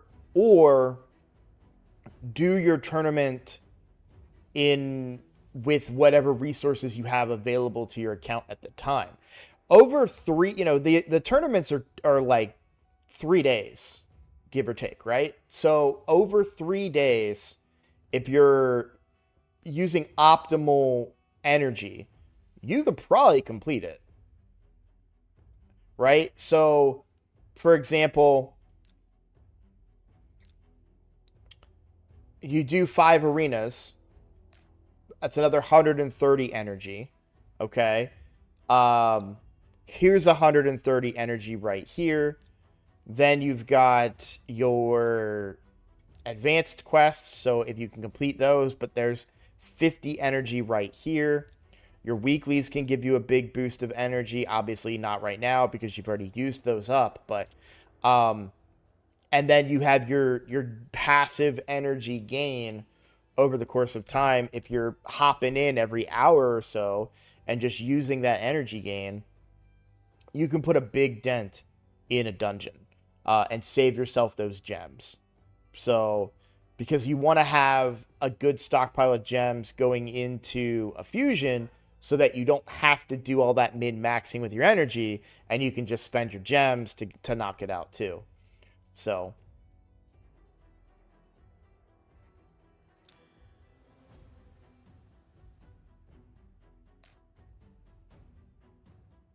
what difficulty are you said you're currently doing Brutal for Clan Boss, right? Once you start doing Nightmare, even if it's a 4 key, even if you're only doing 10 million per key on Nightmare, you should be doing Nightmare, because that gives you the chance for a Sacred, the chance for a Void, Legendary Book. What are we looking at on books? I better see a bunch of books. Okay, good. So you're going to use those during Clan B Clan, I assume. All right, so you're currently doing Nightmare, 3-key Nightmare. That's fine, man. I'd be okay with that. Yeah, and I think you're gonna see better results. I think with the recommendations that we gave you, you probably see a 2-key Nightmare.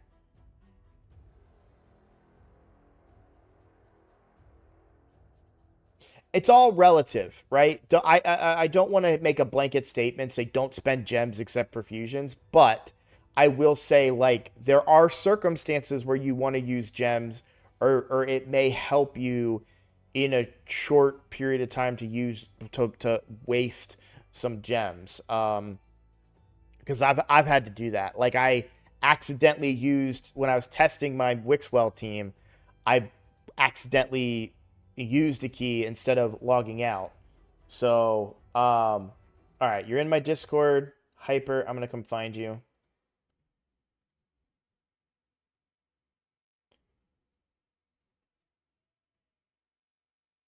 I'm in the wrong Discord. There we go. Just a welcome. Are you Chucks, I assume?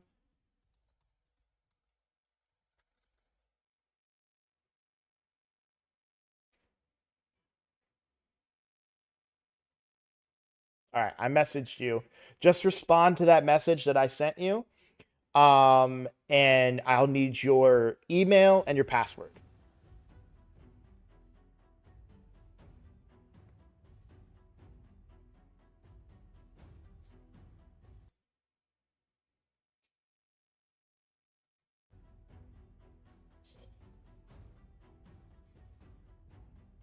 Yeah, that's a great way. Ahmed's putting it very, very succinctly, which is think before you spend your gems.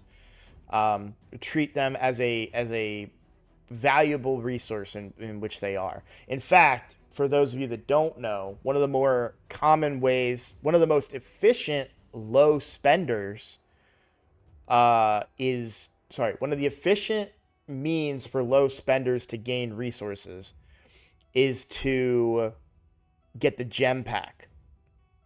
I'm still on your account, so I'll bring that up. I'm not gonna do it, of course, but daily and progression, the daily gem pack. So this is $10 on American, or $9.99 American, but that gives you a bunch of gems. It's slow, but that's every month for $10. That's a very reasonable amount of resources. That's actually, I think, probably more. It's probably more affordable to buy the gem pack than it would be to buy a pack of ancient shards.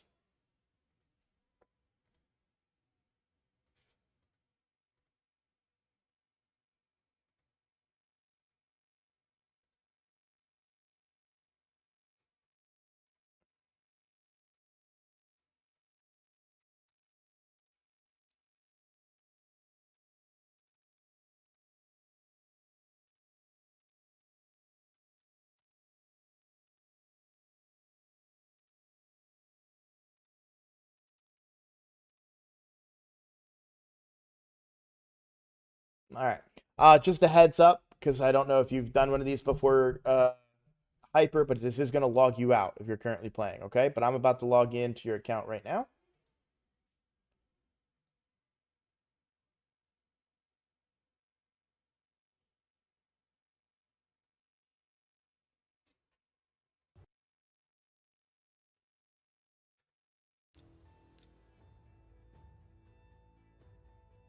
All right. Someone was asking earlier. Let me scroll back up because I didn't get to respond to it.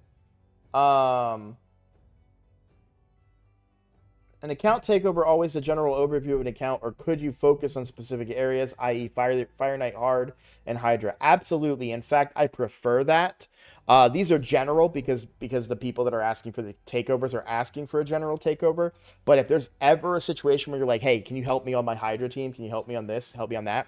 I'm happy to dedicate time to try and focus and find the right champions to help you succeed in those areas of the game.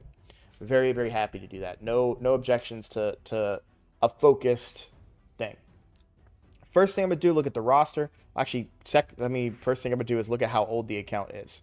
So we've got this account. We're at 220 days.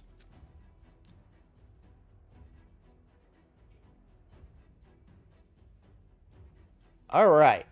I can already see a bunch of stuff, a bunch of issues on this account. So maybe did I do my math? No, yeah. Day 220. So let's put things in perspective a little bit for you. And if I'm being too harsh or offensive, or you're unhappy with anything that I'm saying, feel free to just say, like, you can message me privately and we'll stop and I'll move on. But right out the gate, if I was to compare this account to my free-to-play account,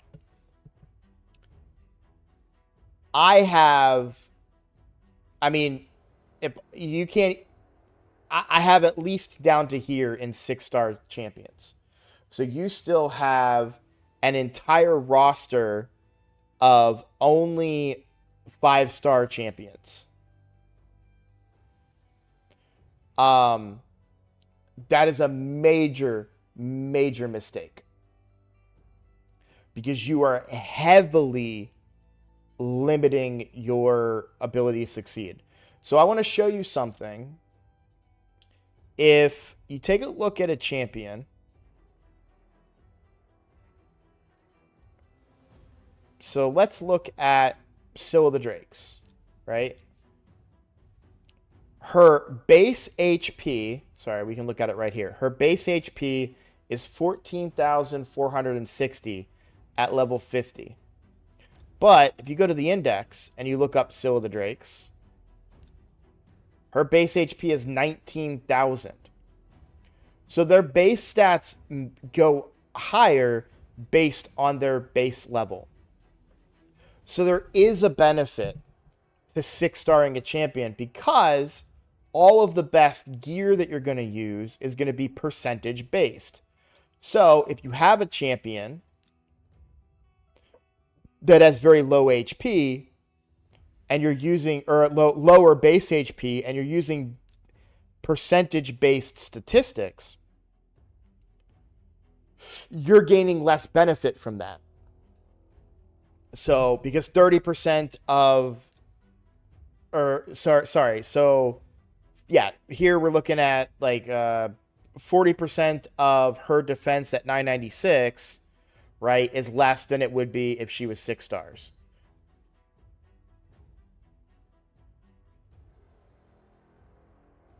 So the best recommendation, and I have seen this many times on many different accounts, so don't feel bad about it.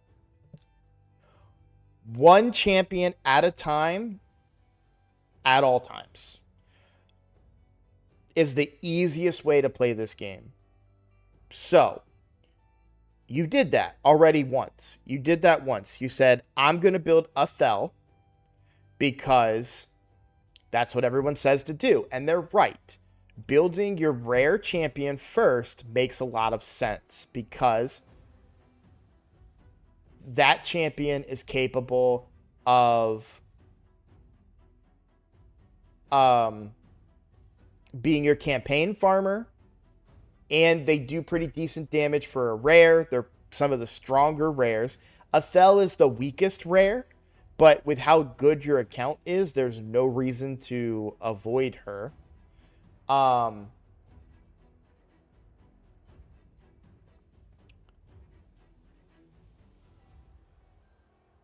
So you're fine to have done Athel first. I will say, I don't know what your gear looks like on the account.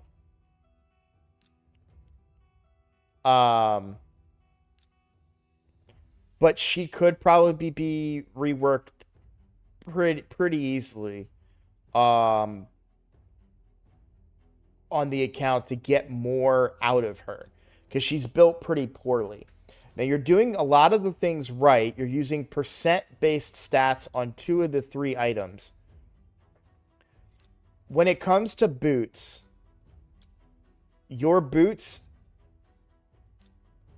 you should be using speed boots whenever viable. But never flat attack boots. So I'm going to do a little trick that I do when I do a gear cleanse. So you click the bottom 3, and then you look at primary HP, like flat HP, flat attack, flat defense. All of this gear is trash. Sell it all. Even the Slayer stuff. Because flat stats on the bottom 3, you don't want. You want percent-based stats.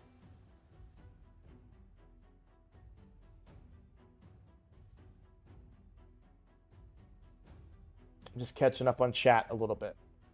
So, your next 6-star, I agree with what everyone's saying in chat. To an extent, guys. Honestly, I think as good as Valkyrie is, I think you've also got to look at Artak as a viable option. You've got Sun Wukong. You've got Rathalos as an option. Any of these 3, even Mashald or Mashaled, are good options for a next 6-star. What Valkyrie really is good about is that she brings a big shield and counterattack, as well as her turn meter manipulation, which is very valuable. And Valkyrie would be all areas of the game, but so would Artak. You guys are sleeping on Artak a little bit, because Artak can solo stuff. Don't forget about that.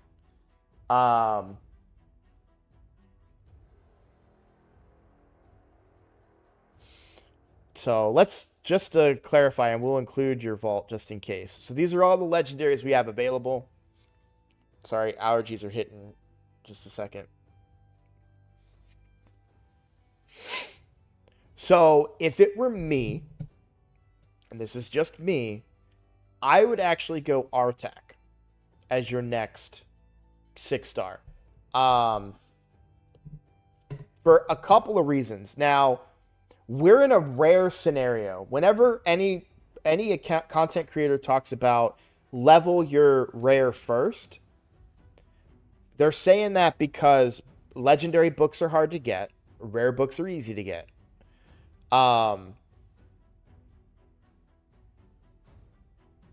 Really, that's the biggest reason.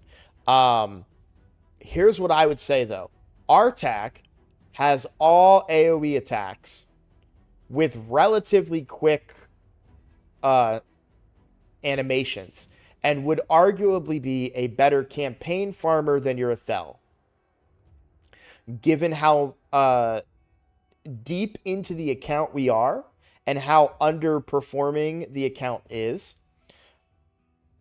and that you don't have a second 6-star at the moment. I would go Artak, because Artak can do everything that you need in the game. He is a damage dealer. He brings HP burns. He brings activation on the HP burns. He brings decreased attack for bosses and clan fights. And he has the AoE hit on everything, so he could be your campaign farmer instead of your Athel. Also, all due respect to Athel, she's the weakest. No, not weakest. That would be the orc. But she's one of the weaker champions to bring, or in in the game. As the starter champions, she's one of the weakest.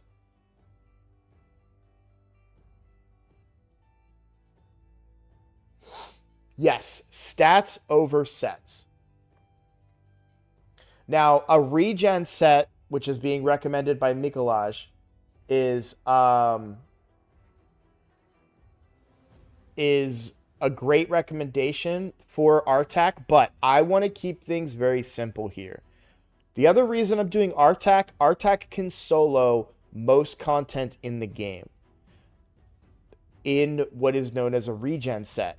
If I'm talking down to you at any point, let me know. I don't mean to, but I'm going to try and talk in a way that is as informative as I can be, because it does feel like, based on the look of your account, that you have very little, respectfully, but very little knowledge of the game as a whole.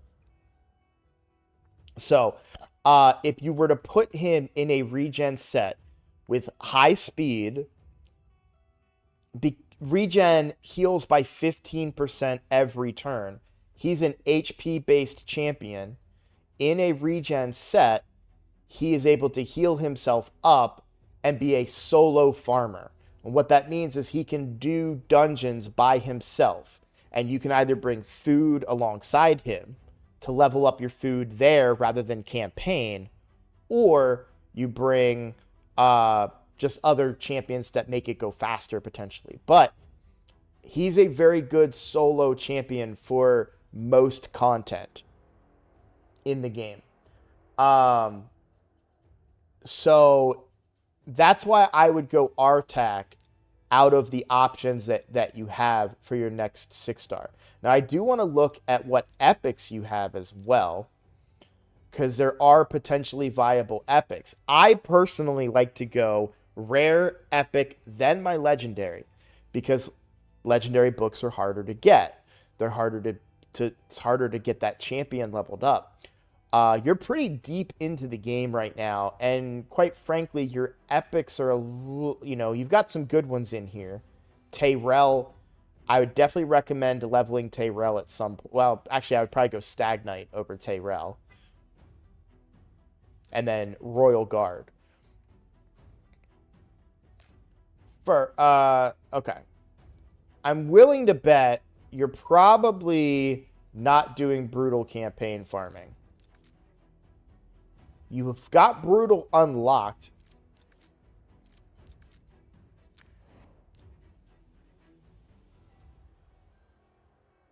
I'm guessing it took this team in order to beat the brutal here. So you farm on 12-3 brutal? Is that where you farm?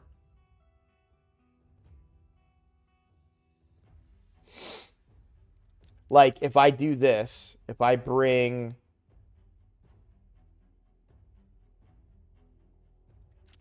Where's all your food?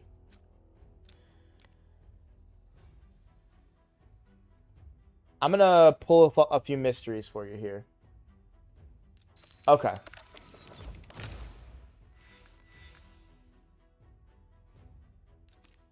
Alright.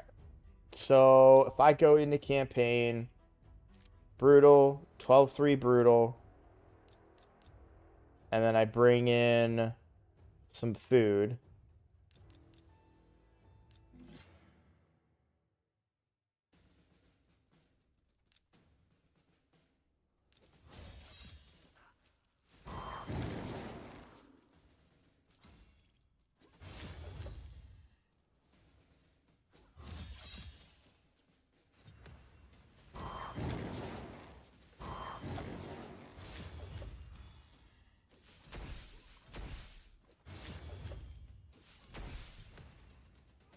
I assume you watch my content, but I don't know that I've shown off a campaign farm in a while. But let me do this. I'm going to black out the screen real fast. Well, I'm going to let this finish.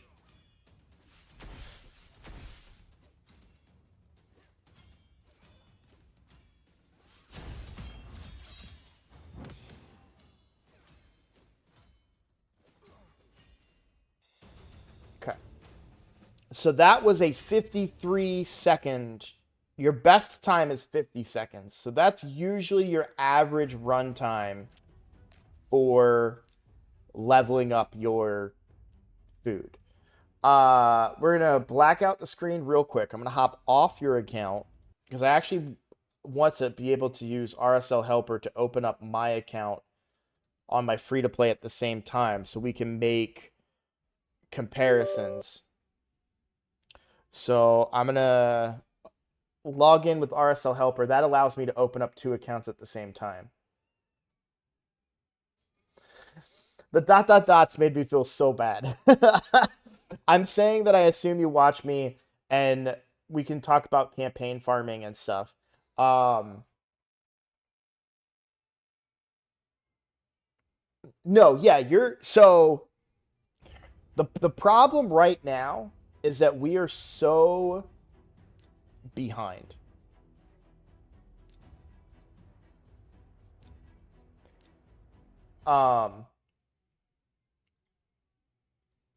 Give me just a moment. I'm almost done.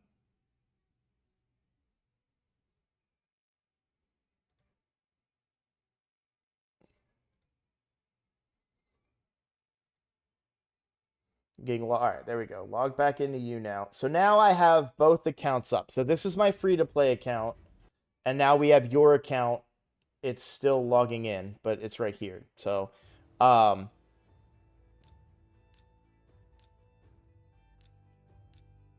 so I've got both accounts now. Yeah, we already know he needs more 6 stars. I think even Hyper knows that, right? So we don't really need to worry too much about that part of it. We know that he needs more 6 stars. But what I want to talk about now is a campaign farmer, because this is important to understand. So we're on Brutal. I'm blocking it, but this is Brutal. 12-3. And I want to show you what it looks like when I farm campaign. And I'm only a handful of, like a month ahead of you.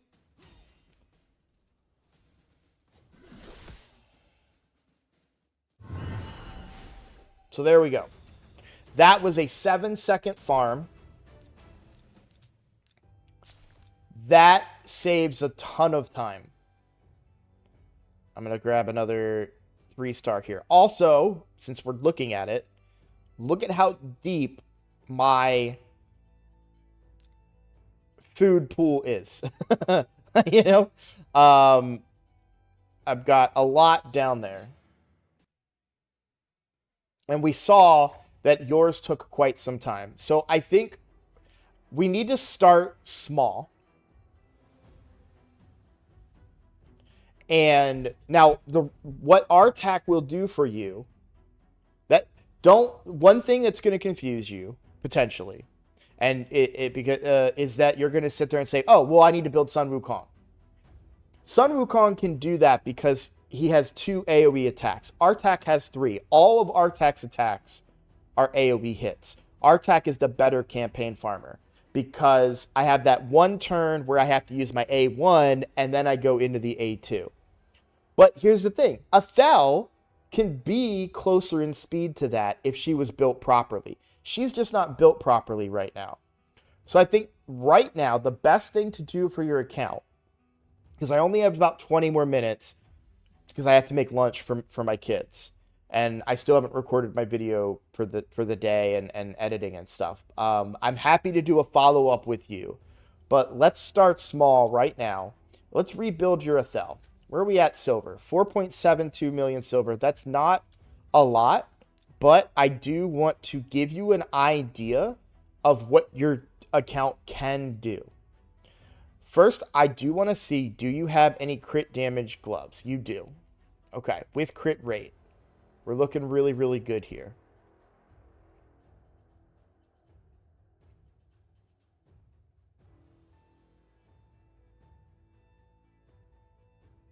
Now, I'm reaching for the moon here, trying to make crit damage gloves work. So maybe we come back to that. First, let's go boots. In fact, we're going to take this one step at a time. We're going to use 12-3 Brutal as a baseline. We're going to go speed boots with crit rate, crit damage, attack percent. This would be a perfect item. We have a perfect item. I'm going to... Let me ask you, is it okay if I strip a bunch of your gear from other champions to make your Athel as powerful as she should be for you currently on your account?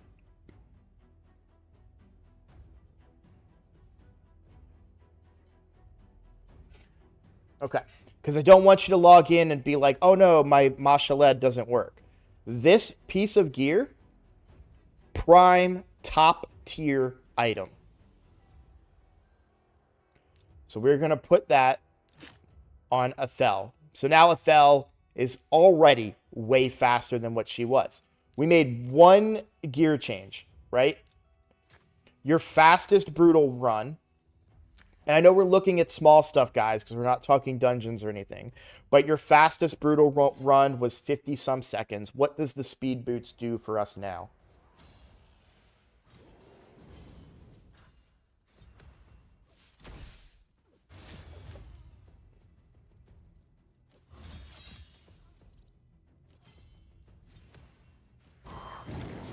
And this is more of an educational tool, because what I'm trying to demonstrate is the impact of what gear can do.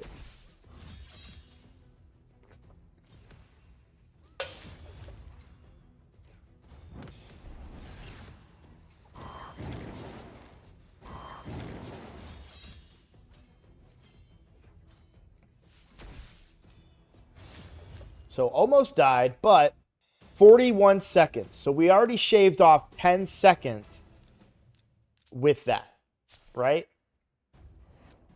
And that was one piece of gear change, and those aren't even fully leveled up boots. These should be 16. Because your silver is so low, I don't want to put you in a situation where you don't have enough silver. So I'm not going to 16 those. But the bottom three pieces, you always want to be 16. The top ones you can get away with 12, but bottom ones you really want to be 16. All right, so now we're going to build a chest plate. Now I see you have HP on the chest plate, probably because she doesn't live long enough and you want her to be stronger.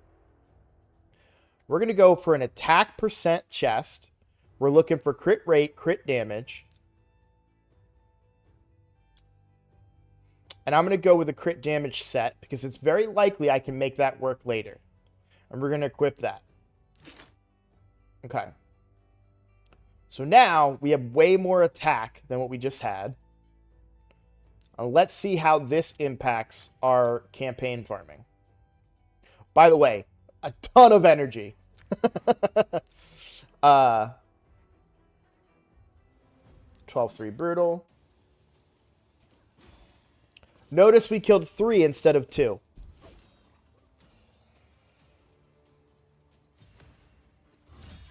Killed the whole wave.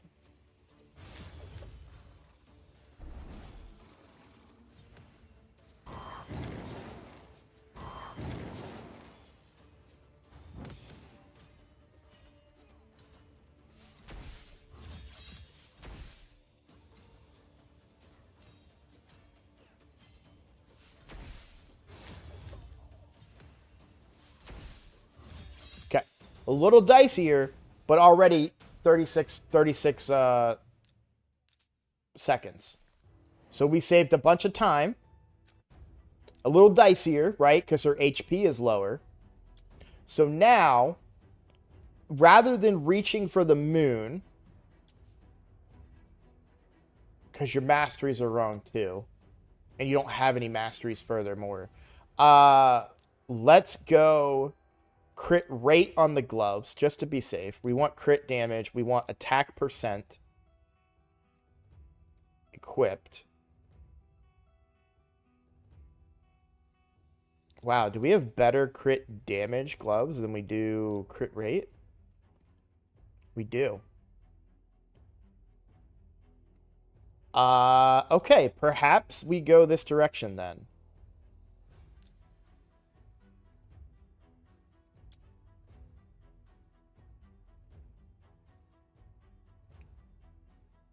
I really like these. We're going to take these to 12.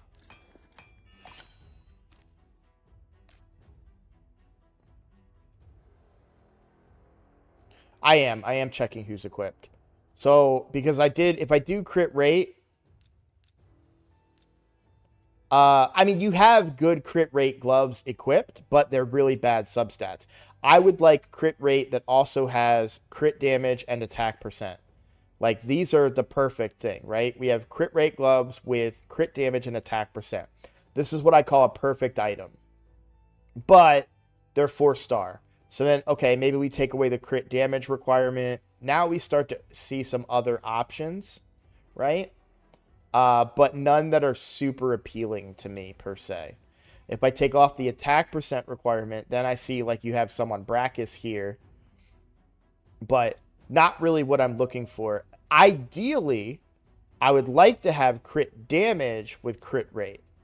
This would be the ideal piece of gear. And I like this one because you do get a little bit of accuracy, which Athel could use a little bit, and some defense. But I don't know if we can make it work. I doubt that I'll be able to get you to 100% crit rate. Tell you what, we'll come back to gloves. We're going to do the top 3 now. We're going to look for crit damage, crit rate, and attack percentage.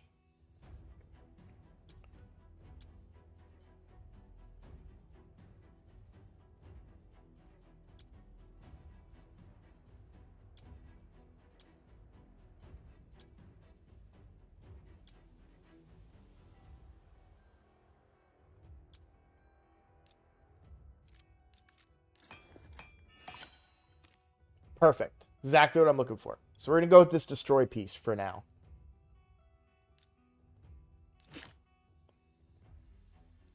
All right. So we're at 65% crit rate, 95% crit damage, 3,000 attack. I'm going to avoid 4-star pieces for now. Okay. So let's take off the attack percent requirement. And in fact, let's go ahead and say I want 5 or 6-star pieces.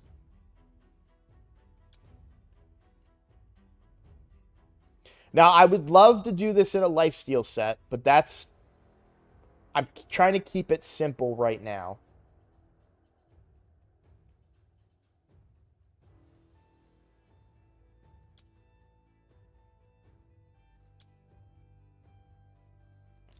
All right.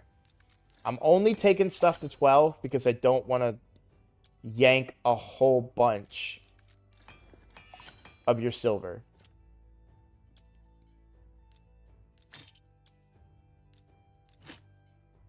All right. Wait, I didn't mean to change the helmet.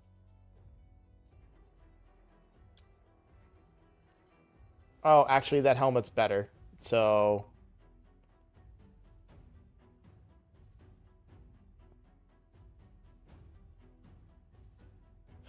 I do like the attack on this. But this has more crit rate and crit damage. So we'll go with that. All right.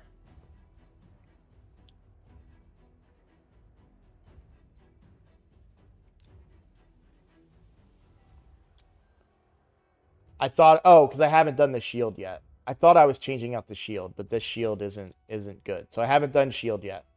Okay. So I am going to replace this shield. So we're looking for crit rate, crit damage.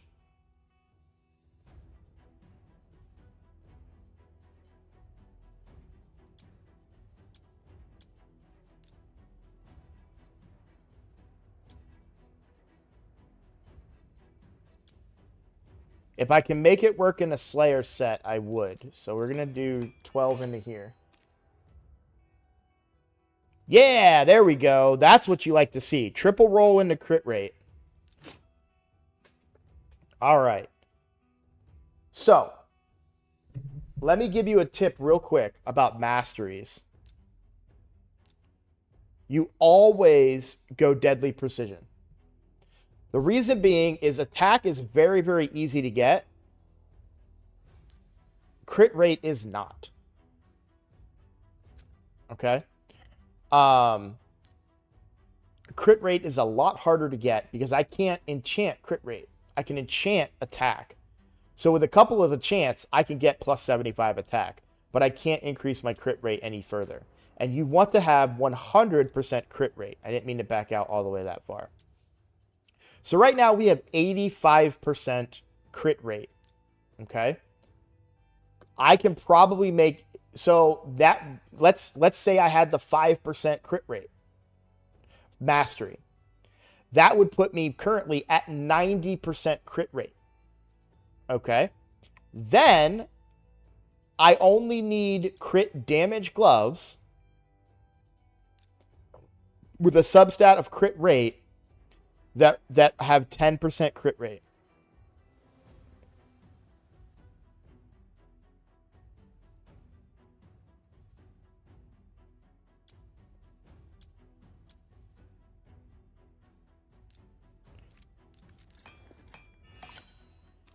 Boom. Done. All right. So you now have, now we don't have the mastery yet, but if I had the mastery, wait, my math is wrong. I don't know where I screwed up my math. Did I say that was, I think I calculated it as 10% instead of 5%. So all of these pieces, if they were fully leveled up, you're super strong here. Okay? So I'm okay with this. 140 speed, that's very slow, but we don't have fully leveled boots. We do have two pieces now of the Slayer set, so you're getting extra crit damage. Also, if we come in here, we don't have a lot of gear here, but we want to look for attack ring, preferably with an attack percent substat, which we don't really have access to. I'm actually going to keep this HP ring for now. By the way, don't ever stop leveling something at 10. You want to go 4, 8, 12, 16. Leveling something to 10 gives you very, very minimal value. But if I level this to 12, is this worth leveling? It's not ideal, but it is a special banner. That's a bad example. But, so if you level a blue item to 12, you're going to get a third substat. So leveling this to 10 helped, but taking it to 12 is better because it increases this value, but you also get a third substat. And then at 16, you'll get a fourth substat. Crit damage does complement crit rate. Why is that? I don't know what I said that prompted that particular question, but what you always do, you go 5% crit rate here, and then you go 10% crit damage here. If you're building in the offensive tree, these are always your first two that you get. Deadly Precision and Keen Strike. Almost any build. Unless for some reason, well, the exception would be bomb champions, because bombs, you don't want crit rate, you would want, and crit damage, you would want more attack. You would want to increase the amount of attack you can get, but that because that's how bombs scale off of attack. We're not worried about that right now. Our focus is increasing your damage. Now, I'm not going to re-roll your masteries because I don't know if it's going to cost anything. But if we were to do that, 93%, so we'd be 98% crit rate, 161% crit damage. So this is the rebuild that I would do for you. All right, we'll check. We'll check masteries. Yeah, it's going to cost gems. You will eventually want to spend those gems, but for right now, let's not do that. In fact, let me double check. Okay. Save up all your gems and unlock this gem mine. It is the first thing that you ever do with your gems in this game is unlock the gem mine, okay?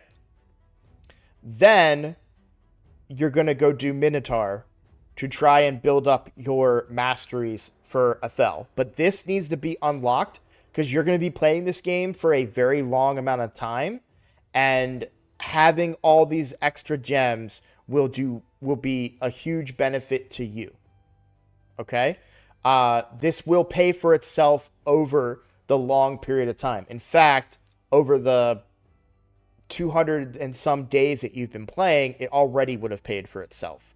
So unlock the gem mine. Any new account, that's your first priority, okay? You want to be focusing on one champion at a time from now on. So you just said, Hyper just said that he is doing Minotaur for Rathalos. Everything from this point forward is about your Athel, okay? We want to get this gear all the way leveled up, okay? We want to get this Athel maxed out. I've already built her pretty strong now. So we come in here to stage 3. Now let's see how fast this goes now. Wow.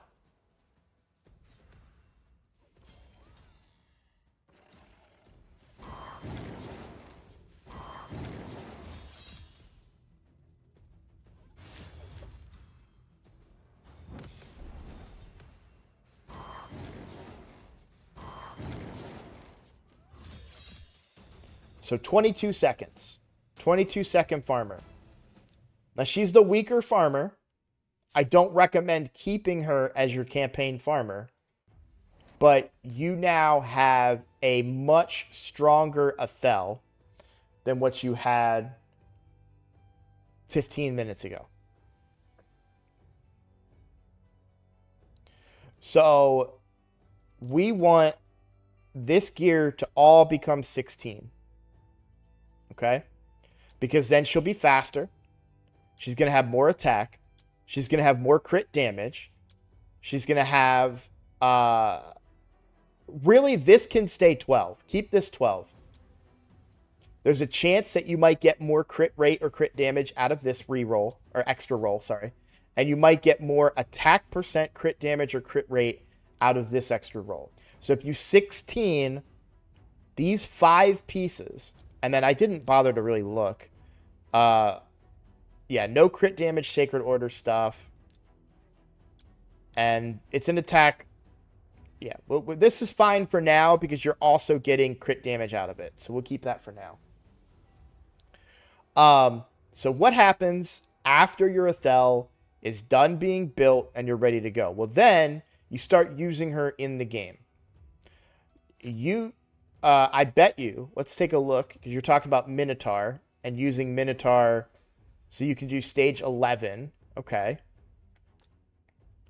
with this crazy team.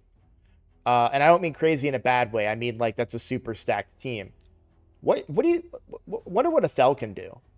What can Athel do by herself here? Now, the normal strategy, by the way, is that you you 6-star your rare. Okay, yeah, she's still too slow. Yeah. Okay. So the normal strategy is that you unlock the gem mine, you 6-star your rare, and then you buy her masteries using gems. Then you take her with her newfound masteries, and hopefully she can solo, which if she was in the proper gear, she'd be able to. But solo Minotaur at a reasonable stage. And then you would use her and your equivalent, right? You would use her. So she's fully mastered. You bought them with gems. Then you would bring her and then whoever else you want to gain masteries on next. So you're saying Rathalos. You want masteries on Rathalos next. You would bring Athel and Rathalos because it doesn't take that long to grind masteries for a champion. Because you can use multi-battles, which you have 1,000 of. It does depend on how fast you clear. But what you can eventually do is it takes about 600 gems of refreshes to fully master a champion, but it costs 800 gems, and it's like 600 something, so 600 to 700 we'll say, but it costs 800 to spend only the gems to do it. So that's not ideal, right? Like you want to, it's more efficient to farm, but eventually, if we go back over to my free-to-play account, okay, so again, this is my free account. This is my Minotaur team. So everybody here has full masteries except for Anchorite, which I think he may have gotten them. No. So I only did enough that I needed to do. But you find, so Newt has full masteries, right? Deacon has full masteries. What that means is that the mastery scrolls will only go to the champion that needs them. So if I run this team,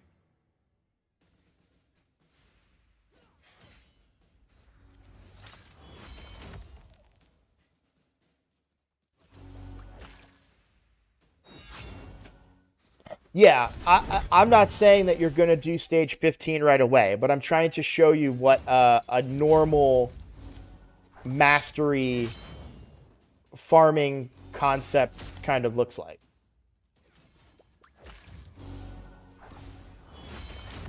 Okay. So that was 24 seconds, and then you'll see masteries only went to Anchorite. So your goal is to eventually build up that 4-man team. So the normal way of doing it, the way I did it, Kale was my starter champion.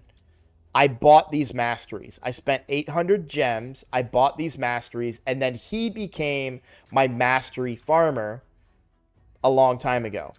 So then I could only probably do like stage 11 or 12 with him, right? So I came in here, I brought Kale, and then I brought Deacon, right? And then I got all the masteries on Deacon. So then I brought Kale, Deacon, and then I brought, for this account, it would have been Sun Wukong. So then I brought Sun Wukong. He got all of his masteries. So now I had my team of 3, right? And then I kept progressing further into the stages as I could with the new champions that I had acquired.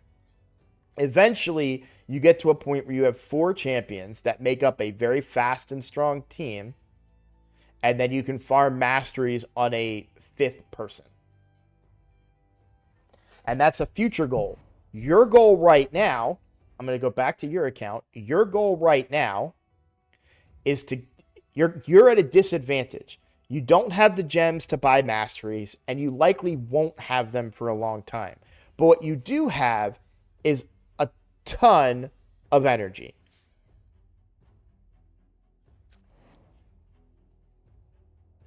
So honestly, the best thing to do, which is it's backwards and it doesn't make sense. But it's like how do we recover from the situation that we're in, right? So we need to bring probably somebody else. It's really, really hard right now. It's really hard to dig ourselves kind of out of this hole because I don't want to spend gems to get it's already noon. All right, I'm going to finish up my thought here about masteries real quick. I don't want to spend the gems to rank up because you've already invested, right? It's counterintuitive now to spend 800 gems when you've already invested time and stuff. But you have 5,000 energy, which is crazy good. So here's what I would do to make it short and simple. We come into Minotaur, Let's try and build our best possible Minotaur team. But Athel needs to be in it. Okay? We'll go her, Stagnite,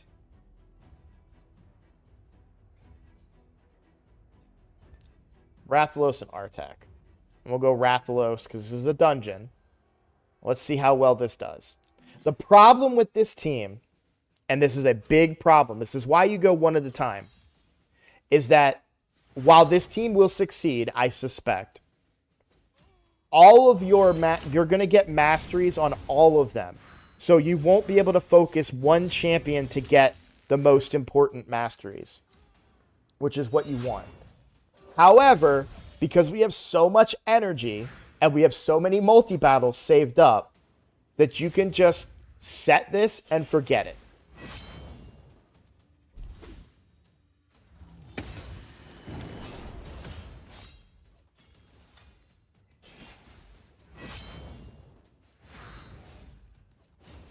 All right. So this is going to take a while because you don't have great damage dealers. And this is why Athel is kind of weak, because Athel doesn't bring the damage for bosses that Kayle brings because he has poisons. So Athel is a little bit weaker in that regard. But you will eventually kill the team. Your Artak is booked. Yeah, Artak... If Artak was 60, I would say I would go Artak instead. I mean, well, let's ask that question. I mean, you know, are we ready to 6-star somebody right now?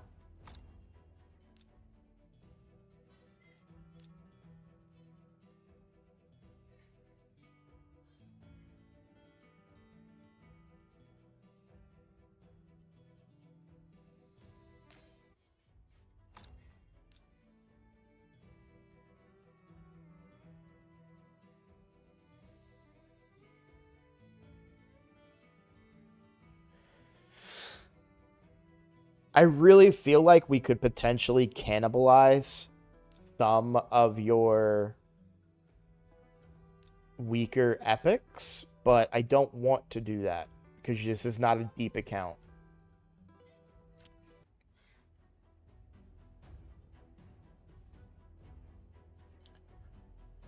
If we're talking long, like, okay, you've got a couple of options here. Option number 1. Masteries. Minotaur's Labyrinth, Stage 11, putting everybody in, and give me 1 second, guys. Hey, buddy, I'm about to do lunch for you guys. I'm a little late, so just give me like 10 minutes and I'll make lunch, okay? Yes. You had a snack? Okay. All right, well, I still want you to eat a proper lunch, okay? All right. So option 1, take this team and essentially get masteries on everybody using 5,000 energy. It's the least efficient way of doing this, but it's an option you have. Option number 2 is use your newly leveled up Athel. By the way, this XP boost, you need an XP boost. If you're going to level, you need an XP boost. So you would come down, because you're going to be holding yourself at a disadvantage, and you don't have any in the bank. So you're going to come down here to the gem shop, and it's going to feel like a big waste of gems. So maybe not that. Is there another area that we can get a boost right now? Because I do not want to waste your gems because you don't have any way of recouping them right now.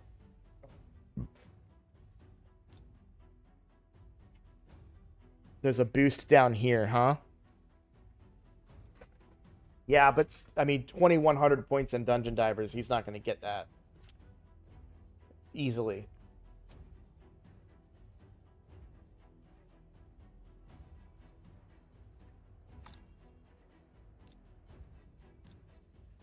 Isn't there a quest that gives you one?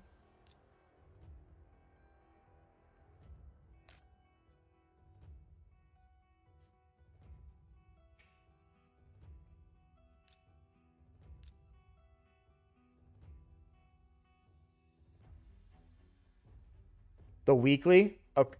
There it is. All right.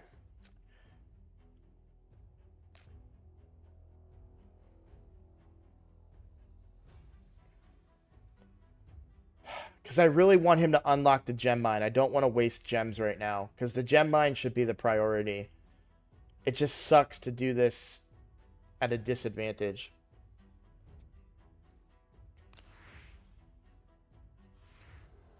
And we just passed one too. So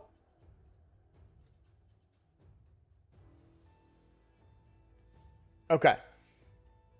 What are we talking about? Let me explain. XP boost, you get 100, you double the amount of XP that you get from campaign farming. So you benefit more from having that XP boost on if you're going to be leveling champions.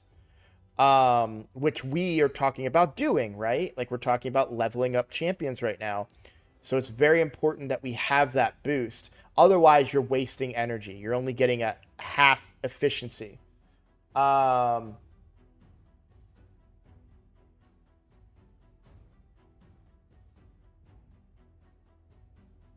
right. My recommendation, and I'm not going to do this for you. I'm going to recommend it for you. All right. My recommendation would be the following, because I have to go. Go into shop, go to the gem shop, and buy the 3-day. That's 280 gems. That's a lot of gems. It's going to set you back a little bit, but buy the 3-day because it's more efficient. It's double, but you get a 3rd day of boosts. Then go into the campaign and level up food using your Athel. Level up food so that you can get your RTAC 6-starred. We're keeping it short and simple. So, all right, he says he wants to focus on the gem mine. I support that decision. If your goal is to focus on the gem mine, then here's the other thing I want you to then do my Minotaur strategy. Because what this will do is this will get you the masteries that you need on your champions. And then when you next get an XP boost, you're going to get one. It's going to either be from a monthly, a weekly. It could be from your daily login rewards. So down here, day 232. When that happens, 6-star your RTAC.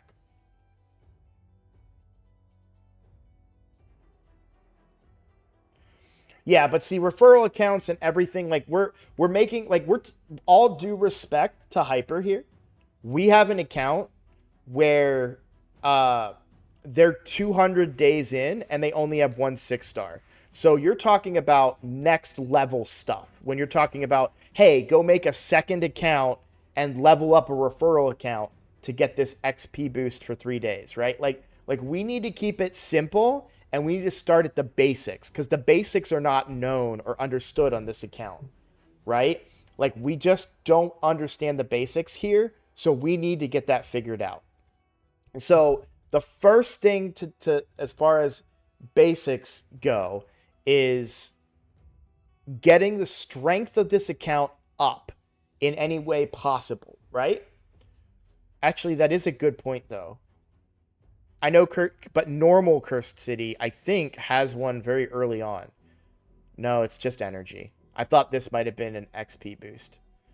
Yeah, we're not going to get anywhere deep enough to get the XP boosts, but it was a good thought.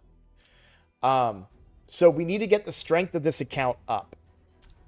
In order to do that, we start with your current 6-star champion. I'm willing to bet if all this gear, if this was lifesteal gear, which it would be preferred, she probably survives better against Minotaur. But the rare isn't that good at soloing Minotaur, which is why you get you buy the masteries on your rare the first time out, right? And then you use that rare to farm up the masteries on your epic, and now you have a two-man team that can usually do stage 13, 14, something like that. And then the legendary, then you can do stage 15, right? Referrals. Okay, if you're going to create a referral account, you have to get the referral link, and then you need to use the referral link either on a device or BlueStacks. So this is what I do. I take the referral link, I send it to myself, I go to my wife's computer, I completely uninstall Raid Shadow Legends. Then I use the referral link and I install it through that. I do the account. I go through the entry account stuff, and now I have an account that works as a referral link. Okay? Then I can just go level that account and do whatever. So,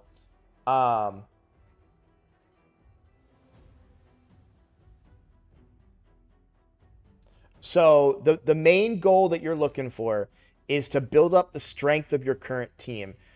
If you get a team of Athel and Artak,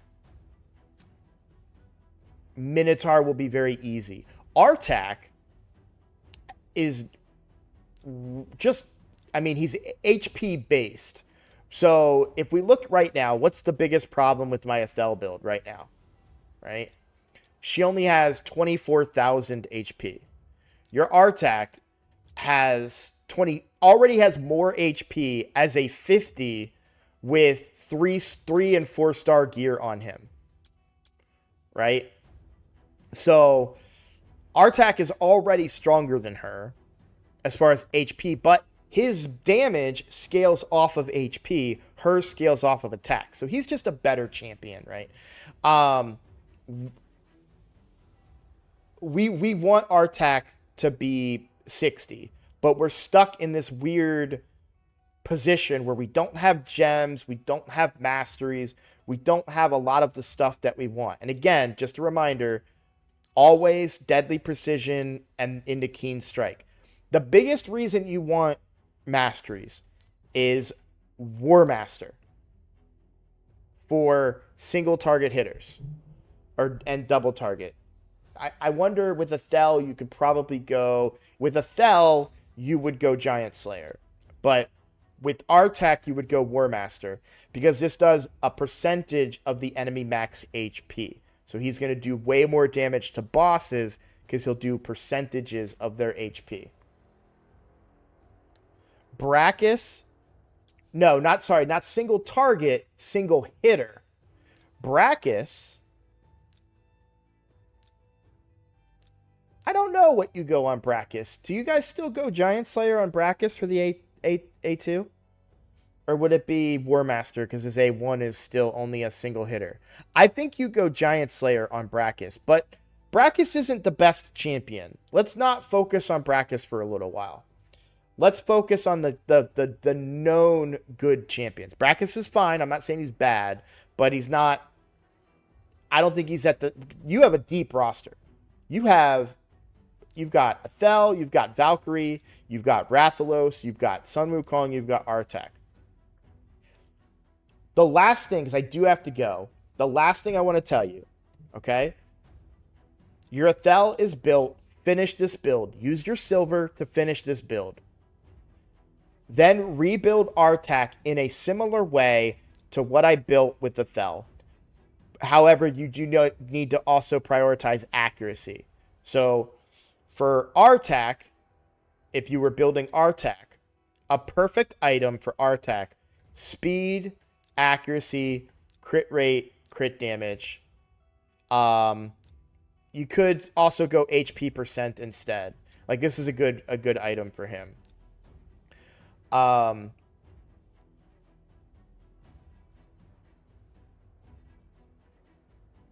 But what I mean by single hitter, if we go back to masteries real quick. So this one has a 30. So Warmaster has a 60%, that's a higher chance, of inflicting bonus damage when attacking. Bonus damage is equal to 10% of max HP or 4% if it's a boss, okay? So you have a 60% chance to do 4% of a boss's max HP. We're talking thousands, possibly hundreds of thousands of damage, okay?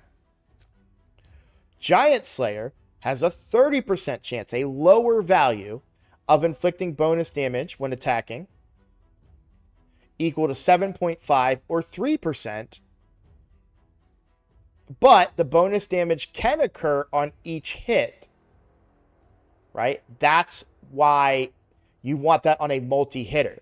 So for Athel, she has a 3 times A1, so she has 3 chances at a 30% proc to do 3% max HP, versus here, it can only occur once per skill, right? But it's a higher percent chance.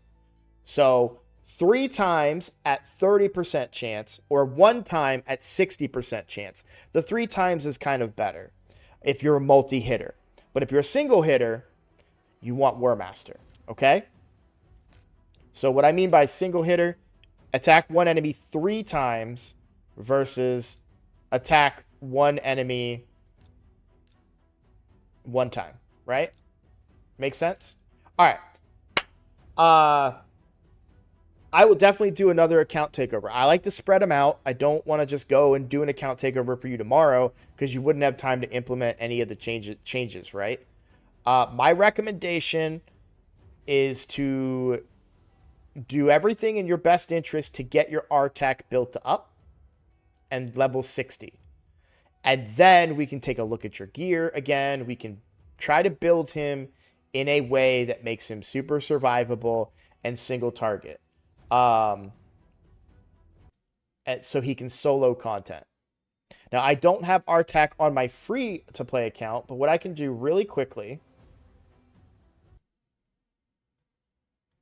I'm going to block out my screen real quick. Hang on with me just 1 second, because I want to show you my RTAC on my main account, who might honestly be not geared right now, but we're going to take a look.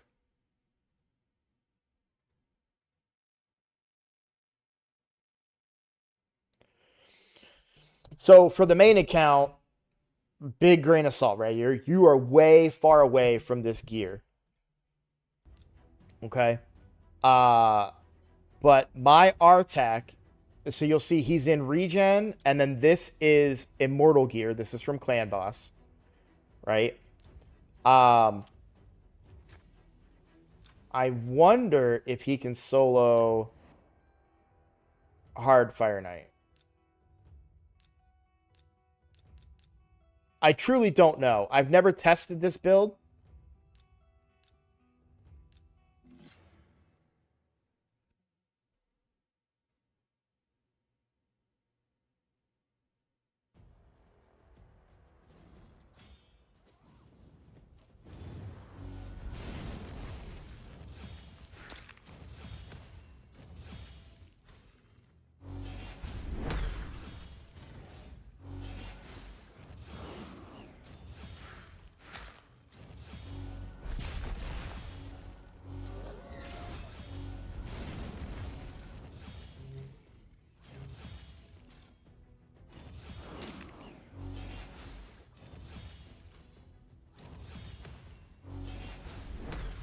I have him built for Sand Devil, and he might not even be fully, or he was fully geared, but this gives you an idea of what he can do. Yes and no. So his survivability is coming by his massive amounts of HP and the fact that he's in regen gear. That's where his survivability is coming from right now.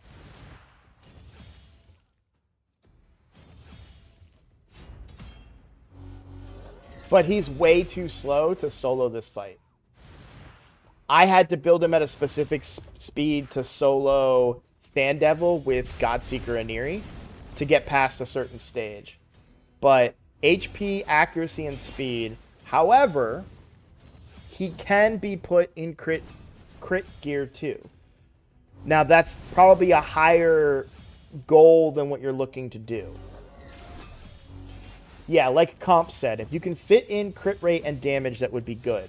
But it's not always viable to do so. The main focus for you early on is survivability, because he's HP based. His damage is based on his HP.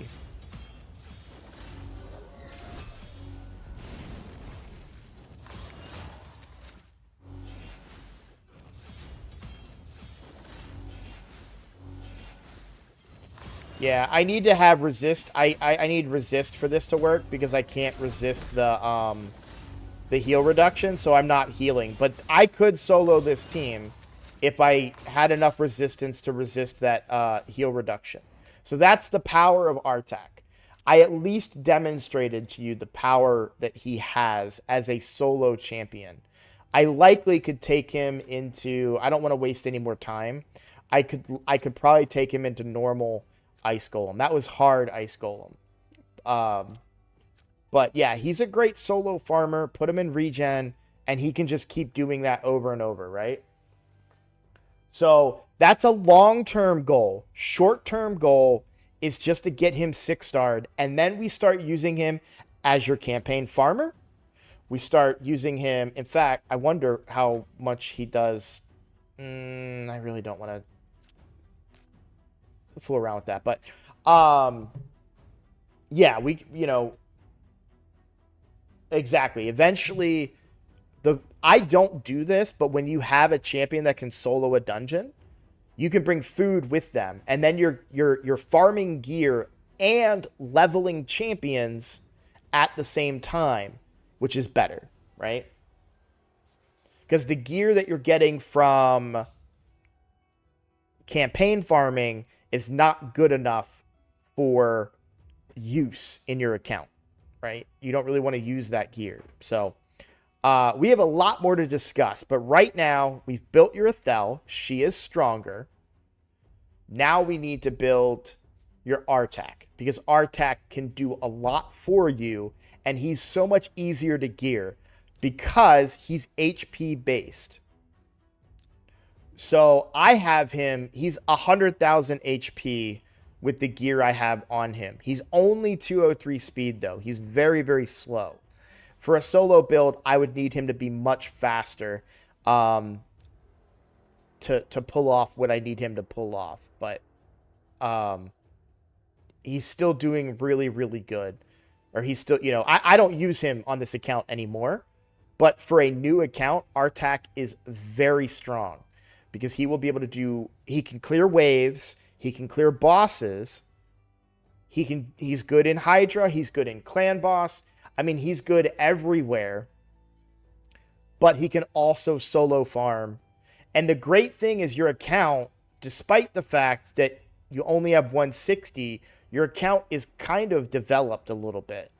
So we have the opportunity to use some of that good gear that you've gotten from other things and potentially build a strong enough Artak to do a lot of work with.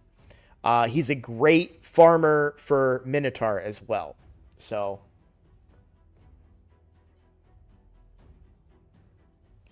that's why I'm focusing on Artak for you. But we did build your Ethel, and you'll see, like, on my account, this is the main account still. My first champion was Elhain. So now she's in really trash gear, but I used her for a very, very long time. There's the masteries. You'll see, I have a ton of gems. Here's my gem mine, right? It's cooking. You'll see I'm up to 3,000. Now I spend money on this account, but if we go to my free to play, this is you.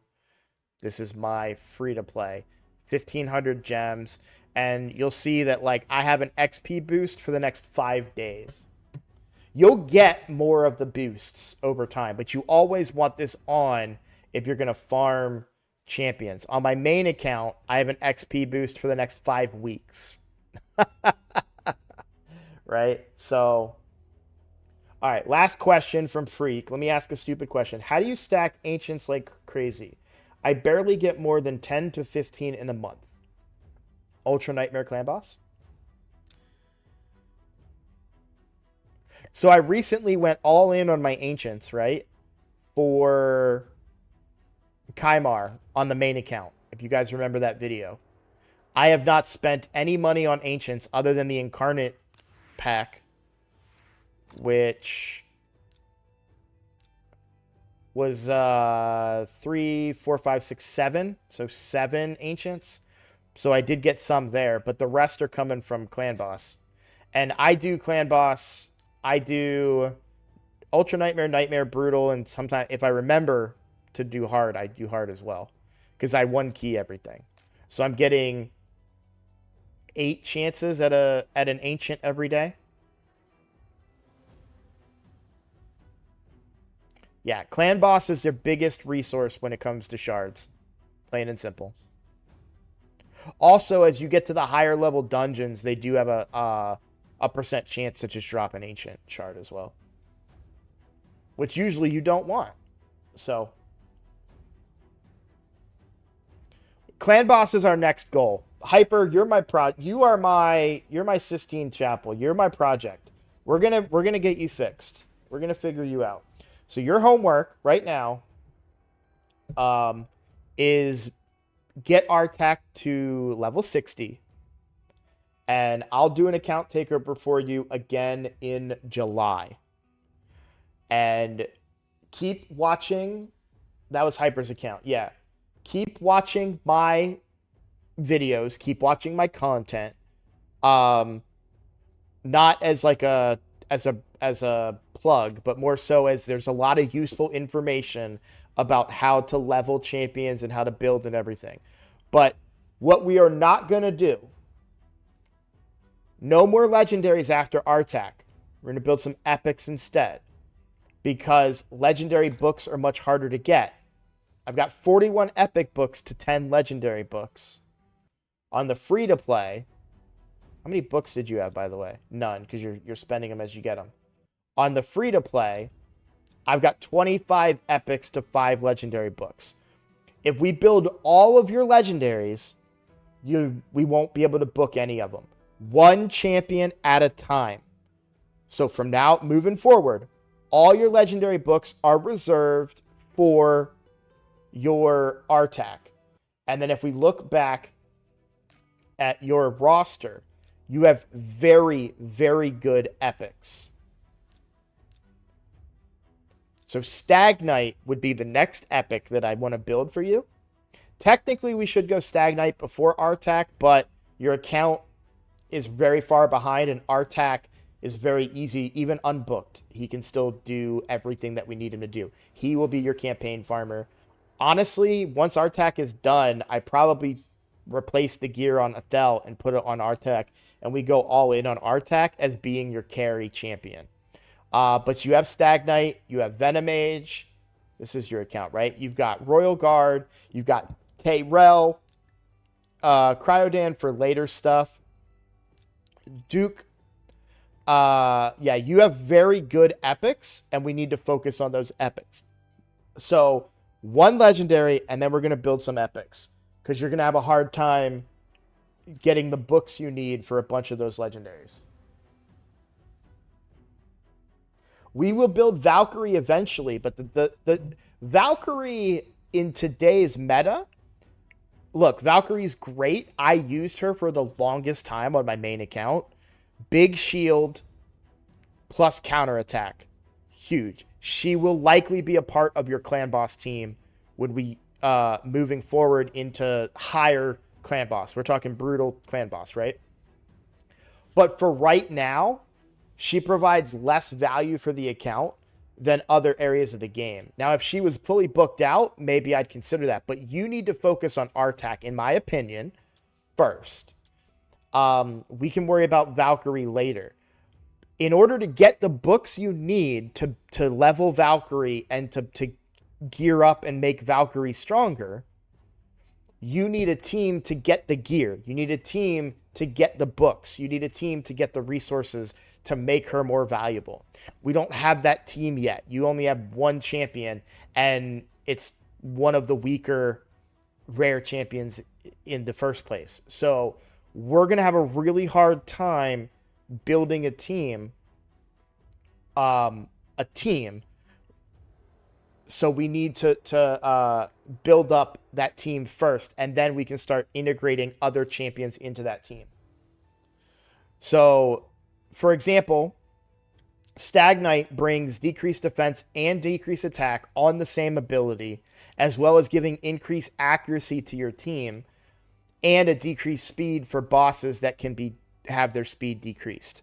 He brings so much to the table, and he's an epic, which makes him easier to book because you can get epic books easier than you can legendary books, right? Venomage brings damage reduction for your whole team, as well as poisons, which poison damage can scale off of enemy HP. You don't need to have crit rate, crit damage, attack percent. You don't need all you need accuracy and speed. Easier to build than somebody that needs high defense, right? So, anyways, I'm so sorry to cut this short. This was a great takeover. We learned a lot. I hope you learned a lot. You have a Kale. We might build this Kale at some point too, because he's already booked. Yeah, see, he's in your lifesteal gear.